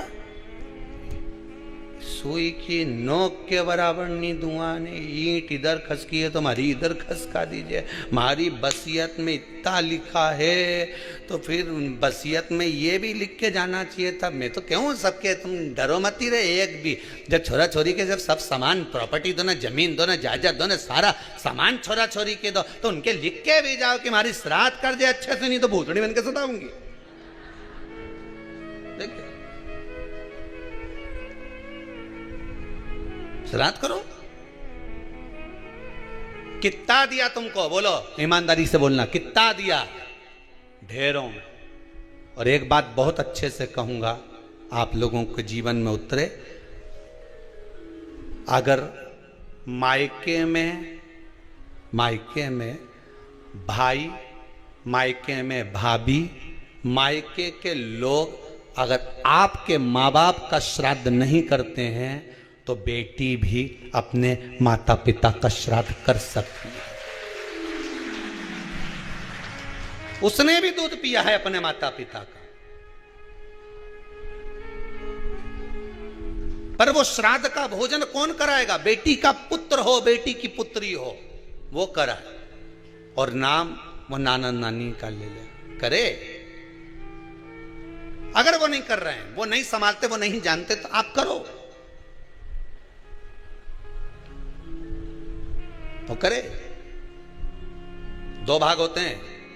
जब एक रोटी गाय के मुख में दी जाती है, गाय के मुख में जब हम रोटी देते हैं, एक रोटी जब देते हैं, या तो गाय के मुख में 16 श्राद्ध में जब रोटी देते हैं तो रोटी को बीच में से तोड़कर, रोटी का जो भाग होता है उसको, मतलब ऊपर से फुलका का परत नहीं निकालना है। रोटी जो सीधी सीधी है ना, जैसे ये रोटी है तो इसको बीच में से तोड़ लिया, दो भाग विभाजित कर लिया, नीचे वाले भाग में भी थोड़ा सा गुड़ शक्कर रख लिया, ऊपर वाले भाग में भी गुड़ शक्कर रख लिया, एक के ऊपर एक रोटी को रख लिया, वो गाय को दी। तो अपन श्राद्ध पक्ष में 2 पूड़ी का प्रमाण है कि गाय को 2 रोटी दी जाती है, कुत्ता को 2 रोटी दी जाती है। 2 पूड़ी रख के देते हो, नहीं देते? आप लोग तो देते होगे, 2 पूड़ी के ऊपर पूड़ी रखकर, थोड़ा सा मीठा रखकर, नमकीन रखकर, कुत्ते को भी देते, 2 पूड़ी तोड़कर कागा को भी देते। 2 पूड़ी का प्रमाण कहां से आया? 2 भाग रोटी के टुकड़े का प्रमाण कहां से आया? श्राद्ध पक्ष में ही ऐसा क्यों किया जाता है? बाकी के समय पर तो कोई ऐसा 2 पूड़ी का प्रमाण ही नहीं, पर श्राद्ध पक्ष में ये क्यों कहा जाता है कि पूड़ी के ऊपर पूड़ी रख दे, उसमें मीठा रख दे, खीर शक्कर रख दे, गाय को दिया, कुत्ते को दिया, कागा को दिया, ऐसे क्यों कहा जाता है? उसका कारण क्या होता है? उसका केवल एक कारण है, जो नारी ने भोजन का निर्माण करा है, जो घर की बहू भोजन बनाई है, जो घर की बेटी ने भोजन बनाया है, घर की माता ने भोजन बनाया है। महाराज, पिता पुरुष एक कुल को तारता है, बेटी 2 कुल को तारती है। जब श्राद्ध पक्ष में 2 भाग रोटी के कर कर गाय को देती है तो 1 भाग तो उसके ससुराल वालों को मिलता है, ससुराल को। जब गया जी का पिंड होता है तो नाना नानी सबका स्मरण कराया जाता है, 2 भाग।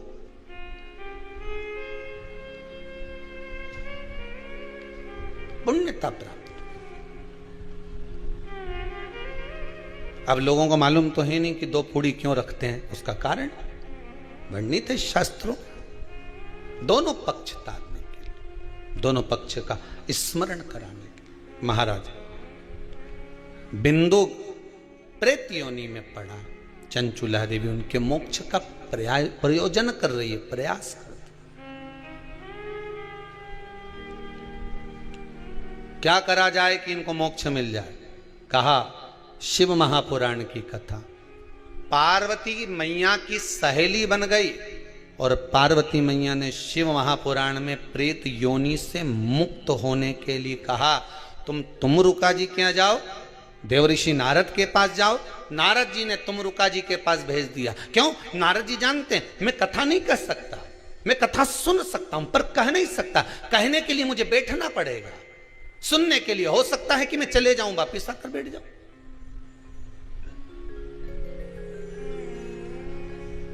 तुमरुका जी से कहा कथा कह दोगे? हाँ, कहने में क्या दिक्कत है? मेरे पति को प्रेत योनि से मुक्त करना है। तुमरुका जी बोलते हैं केवल तुम्हारा पति प्रेत योनि से मुक्त नहीं होगा।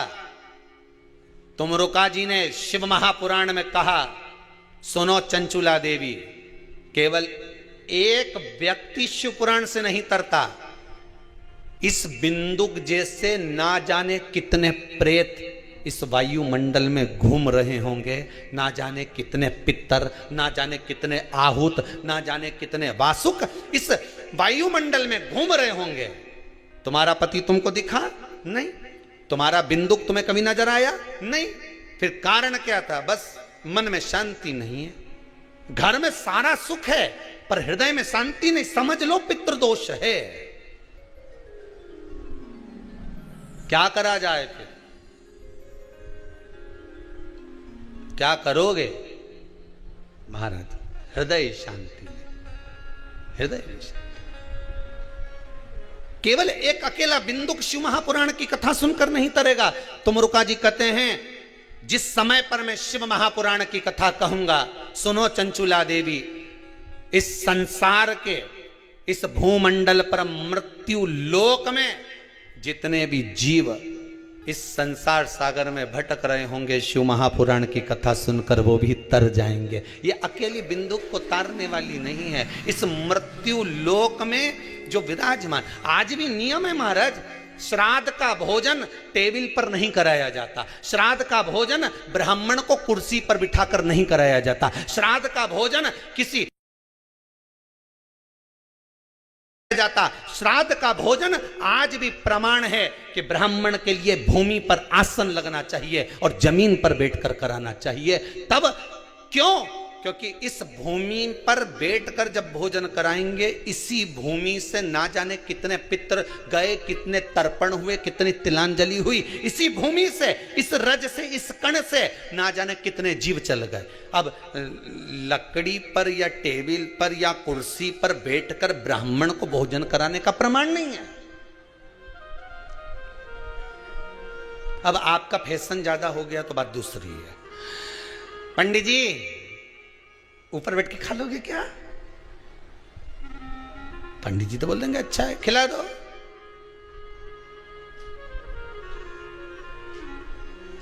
ऊपर बैठ के क्यों? वो झुकने में थोड़ी सी कमर लचक जाए, क्योंकि खीर परसेगी तो झुकना पड़ेगा। अब ब्राह्मण अगर भोजन करने आसन पर बैठेगा, तुम अगर थोड़ा झुककर परसोगी, ब्राह्मण के सम्मुख में आप थोड़ा सा भोजन कराते समय झुकोगी। जरा विचार करिए, यशोदा मैया के घर में संतान नहीं थी। यशोदा जी श्रावण के महीने में श्रावणी करने आए हुए ब्राह्मण को मात्र खीर परोसने के लिए गई थी। 52 साल की उम्र थी, संतान का सुख नहीं दिख रहा था, खीर परोसने के लिए गई। उतनी देर में ब्राह्मणों ने देखा इनके घर में संतान नहीं है, पुत्र भव कह दिया। और यशोदा जी के पति श्री नंदराय जी कह रहे हैं कि बाबा मैं 60 का या 55 की, बाल हो गए धोले और तुम कह रहे हो पुत्र होगा। कहां से होगा? ब्राह्मण कहते हैं ब्राह्मण जब भोजन करता है, भोजन करते समय जब वर देता है, वो वर गलत नहीं हो सकता, कहीं से भी आएगा, पर छोरा तो आएगा। और आया, कहीं से भी आया, पर पुत्र आया, क्योंकि आशीर्वाद दिया था।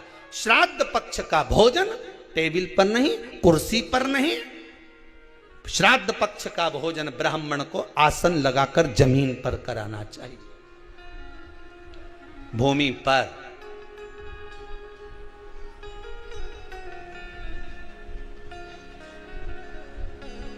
अब आजकल के ब्राह्मण भी थोड़े नीचे,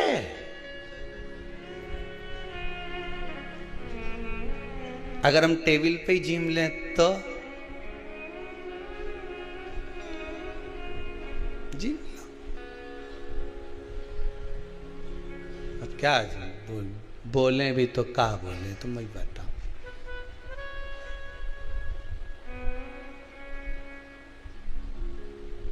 थोड़ा सा भाग भूमि का हो महाराज।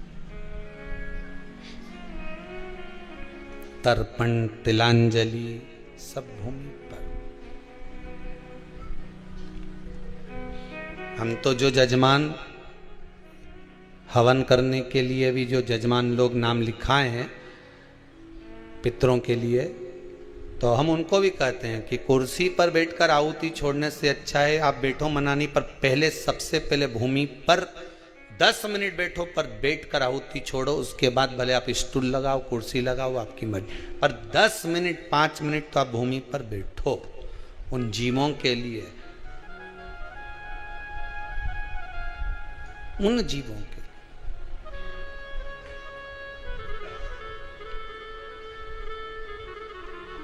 जजमान कौन बनेगा? तो कहा जजमान बनाना है। हाँ, चंचुला देवी बोली मैं पोथी का पूजन कर, वो करोगी पूजन, पूजन कोई भी कर सकता है, मना नहीं, पर कोई जोड़ा तो, जोड़ा किसको बुलाया?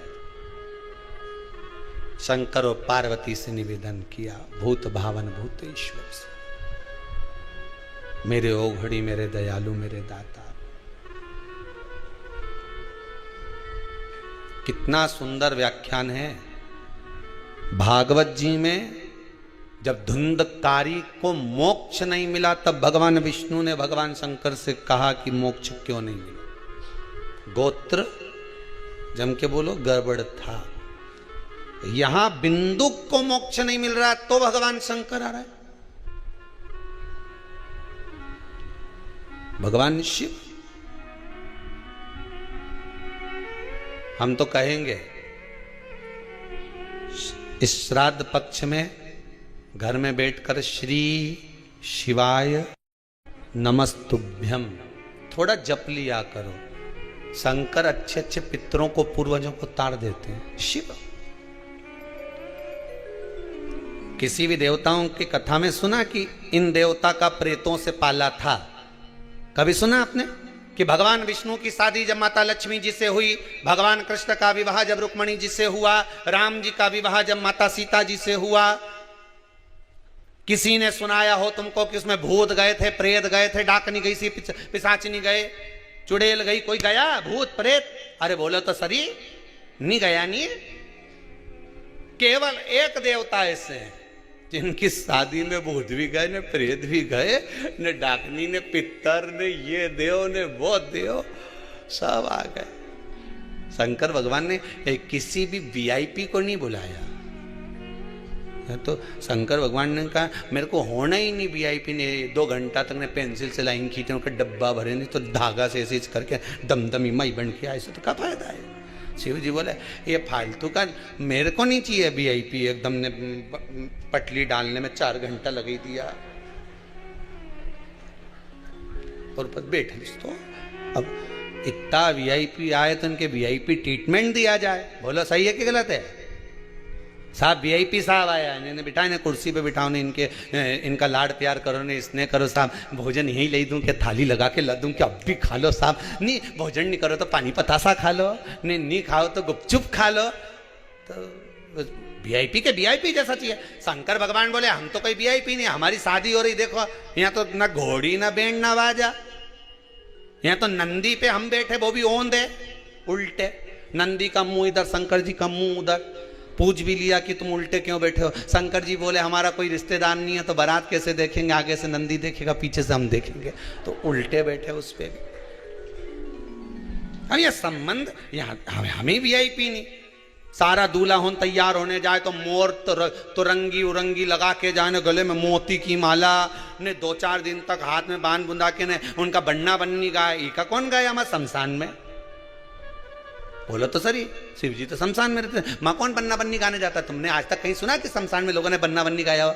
बन्ना जी इंदी दिल्ली जाना जी, वहां से बन्नी लाना जी, कोई गाया? बोलो 4 घंटा तक मैं बैठ के गाया सो, तो कोई जाए शमशान में ढोलक पेटी लेने पहुंच जाए? अरे बोलो तो सही, कोई शमशान में जाके गाया आज तक? नहीं। कभी तुमने मूड बना लो, ऐसा मन बनाओ कि छोरा की शादी होगी तो मैं तो शमशान में जाके बन्ना बन्नी गाऊंगी, कोई बनाए? कोई नहीं गाया। अब शिव जी का ब्याह में तो वहाँ कोई बन्ना बन्नी हो, जितना भी मुर्दा है लोग बेचारा आंसू ढलका है। अब शंकर जी भी मन में सोचे हमारा ब्याह 3 दिन बाद काय को रोई दिया यहाँ आके, कौन गाय माँ? तो शंकर जी बोले हमारे यहाँ वीआईपी नहीं चले हो, हम तो जैसा वैसा की वैसे ही चले। ठीक चले तो उनने वही जटाजूट बांध बुंदा के और बढ़िया रक्षाला पहन के भस्म अस्मी लपेटे को चल दिए। अब इनके यहाँ तो बैंड बाजा वाले भी ऐसा नहीं थे कि यही बैंड चाहिए, हमारे तो यही मनी बड़नागर का चाहिए, कि उज्जैन का चाहिए, कि दिल इंदौर का चाहिए, कि वहाँ का बैंड VIP। अपने यहाँ तो छोरा की शादी हो तो पहले बैंड छाटे हैं, कौन सा बैंड वाला होना चाहिए। अब इनने तो बैंड बाजा भी नहीं छाटा, इनने तो नंदी के कह दिया ना भृंगी के बुलाई ले, और भृंगी ने सरंगी साहब के बुला लिया। जो उन्होंने चिल्लाना चालू करा ने, कहीं ना तो बैंड बजे ना बाजा बजे, ने जो भूतनियों चिल्लाए। अब तुम देखो कभी एक बार कहीं चले जाओ, कहाँ पर बालाजी वगैरह जाते ना, तो वहाँ जब हवा नहीं आए बाल माल खोल के जो चिल्लाए। अब एक इनांग से चिल्लाए तो एक उनांग से चिल्लाए, एक उधर से चिल्लाए तो एक उधर से चिल्लाए, और ऐसा मजे आए देवता उनको घबरा के ऊपर चले गए वापिस कि दादा ये बैंड बाजा बजे रही है, ये बैंड बाजा।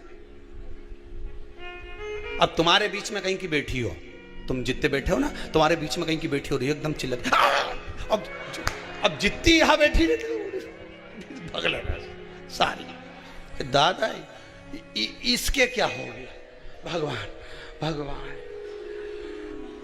अब वहीं से सारा गुरु जी इसके कहीं हो गया। अब गुरु जी पंडित जी का लगा, जा जल छोड़ के आ, ललित महाराज तू जा, देवेंद्र महाराज तू जा, इनके जल छोड़ जल्दी से। अब उनके तो बाल खोल के और फिर चिल्लाई, इतना एरिया सब खाली। तो उससे पूछा, भाई ओ भाई तो काहे चिल्लाई, कि बहुत देर से पांव रख के बैठी तुम्हारा जांग पे है। बहुत देर से बैठी, मैं कई बार कह दी उनंग सरक नहीं सरके, तो मैं भी अच्छी जोरदार मैंने कहा देवता ही किया भगे, सब भग गई उनंग की उनंग की। अब आप कही तो क्या अब तो पसरी जो तुम मालूम नहीं, अब कही अब शंकर जी बोले भयंकर नाथ शिव जी के। अब यहाँ दिखावा नहीं है महाराज जी, दिखावा करा ही नहीं इन्होंने, दिखावे का तो कोई काम ही नहीं था। तो भोलेनाथ जी बोले क्या चाहती हो, तो क्या महाराज जी मेरे पति की मुक्ति चाहती हूँ। तो ठीक है, शंकर जी बोले हम जजमान बन जाएंगे। शिव जी दूल्हा, जो शंकर थे वो ईश्वर जी बन गए, पार्वती जी गौरा जी बन गई, गणा और गौर, ईश्वर जी और गौरा जी दोनों बन। अब जो ईश्वर जी गौरा जी जो तैयार हुए महाराज, जो तैयार महाराज, इतना सुंदर स्वरूप बाबा भोलेनाथ जी ने बनाया, इतना सुंदर स्वरूप शंकर और पार्वती बनाए हैं। ईश्वर जी और गौरा जी आ रहे हैं, जोरदार ताली बजाकर स्वागत करिए। शंकर और पार्वती, ईश्वर जी और गौरा जी, बड़ा सुंदर स्वरूप बनाया है महाराज, बड़ा सुंदर स्वरूप। ईश्वर जी गौरा जी बड़े सुंदर बनकर, शंकर और पार्वती दोनों यजमान बनकर शिव महापुराण की कथा श्रवण करने के लिए, शिव महापुराण की कथा सुनने के लिए जा रहे हैं। और जब कथा सुनने के लिए शंकर पार्वती चले, देव ऋषि नारद महाराज दर्शन करे, स्वयं भगवान देव ऋषि नारद ने आकर जो दर्शन किया, गजब है प्रभु, बड़ा गजब स्वरूप महाराज। इतना सुंदर स्वरूप भगवान शंकर अपने स्वयं के विवाह में जब तैयार हुए थे ना, तो उन्होंने इतना सुंदर स्वरूप नहीं बनाया था जितना भगवान जब शिव महापुराण के यजमान बनकर कथा सुनने के लिए जा रहे हैं तब उतना सुंदर स्वरूप उन्होंने बनाया है, बड़ा सुंदर महाराज। जरीदार वस्त्र, बड़ा सुंदर वस्त्र, जहां माता पार्वती फूलों का श्रृंगार करती थी, जहां माता पार्वती पुष्पों का श्रृंगार करती थी, आज बाबा माता पार्वती से कहते हैं, पार्वती शिव महापुराण के यजमान बनकर जा रहे हो, सुंदर श्रृंगार करिए। और निवेदन आप सबसे है, शंकर की कथा में ईश्वर जी और गौरा जी बनकर ही बैठना चाहिए। भगवान शिव और पार्वती बड़ा सुंदर श्रृंगार कर कर चलिए।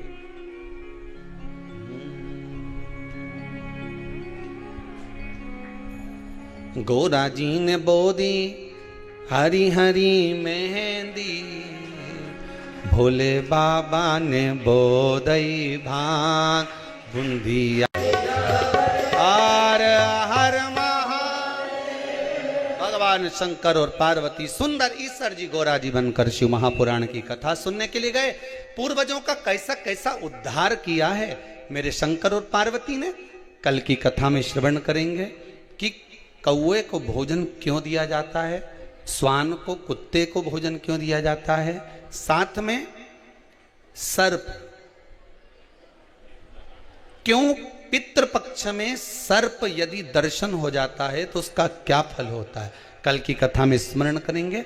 बड़े भाव से, आनंद से, पितरों के परिंडे के पास में, मटके के पास में रुद्राक्ष का जल 3 बार चढ़ा देने से कौन कौन से पितरों की मुक्ति होती है वो कल की कथा में श्रवण करेंगे। आज की कथा को यहाँ विराम की ओर लेते हुए ध्यान देना, जिन जिनने नाम गोत्र भेजे हैं, जिनका यज्ञ आज हुआ है, चल रहा है, उनके नाम का स्मरण चल रहा है, बड़े भाव भक्ति से, आनंद से इस यज्ञ का दर्शन करते हुए नामों की सीरीज चलेगी। आप उसको, कथा चालू होती है उससे पहले भी चलती है, कथा विराम होती है उस समय भी चलती है। भाव भक्ति से पितरों के सुंदर क्रम का दर्शन करते हुए बहुत बहुत साधुवाद। कल की कथा में रुद्राक्ष के पानी को 3 बार चढ़ाने से किन किन पितरों का उद्धार होता है वो स्मरण करेंगे। हर हर महा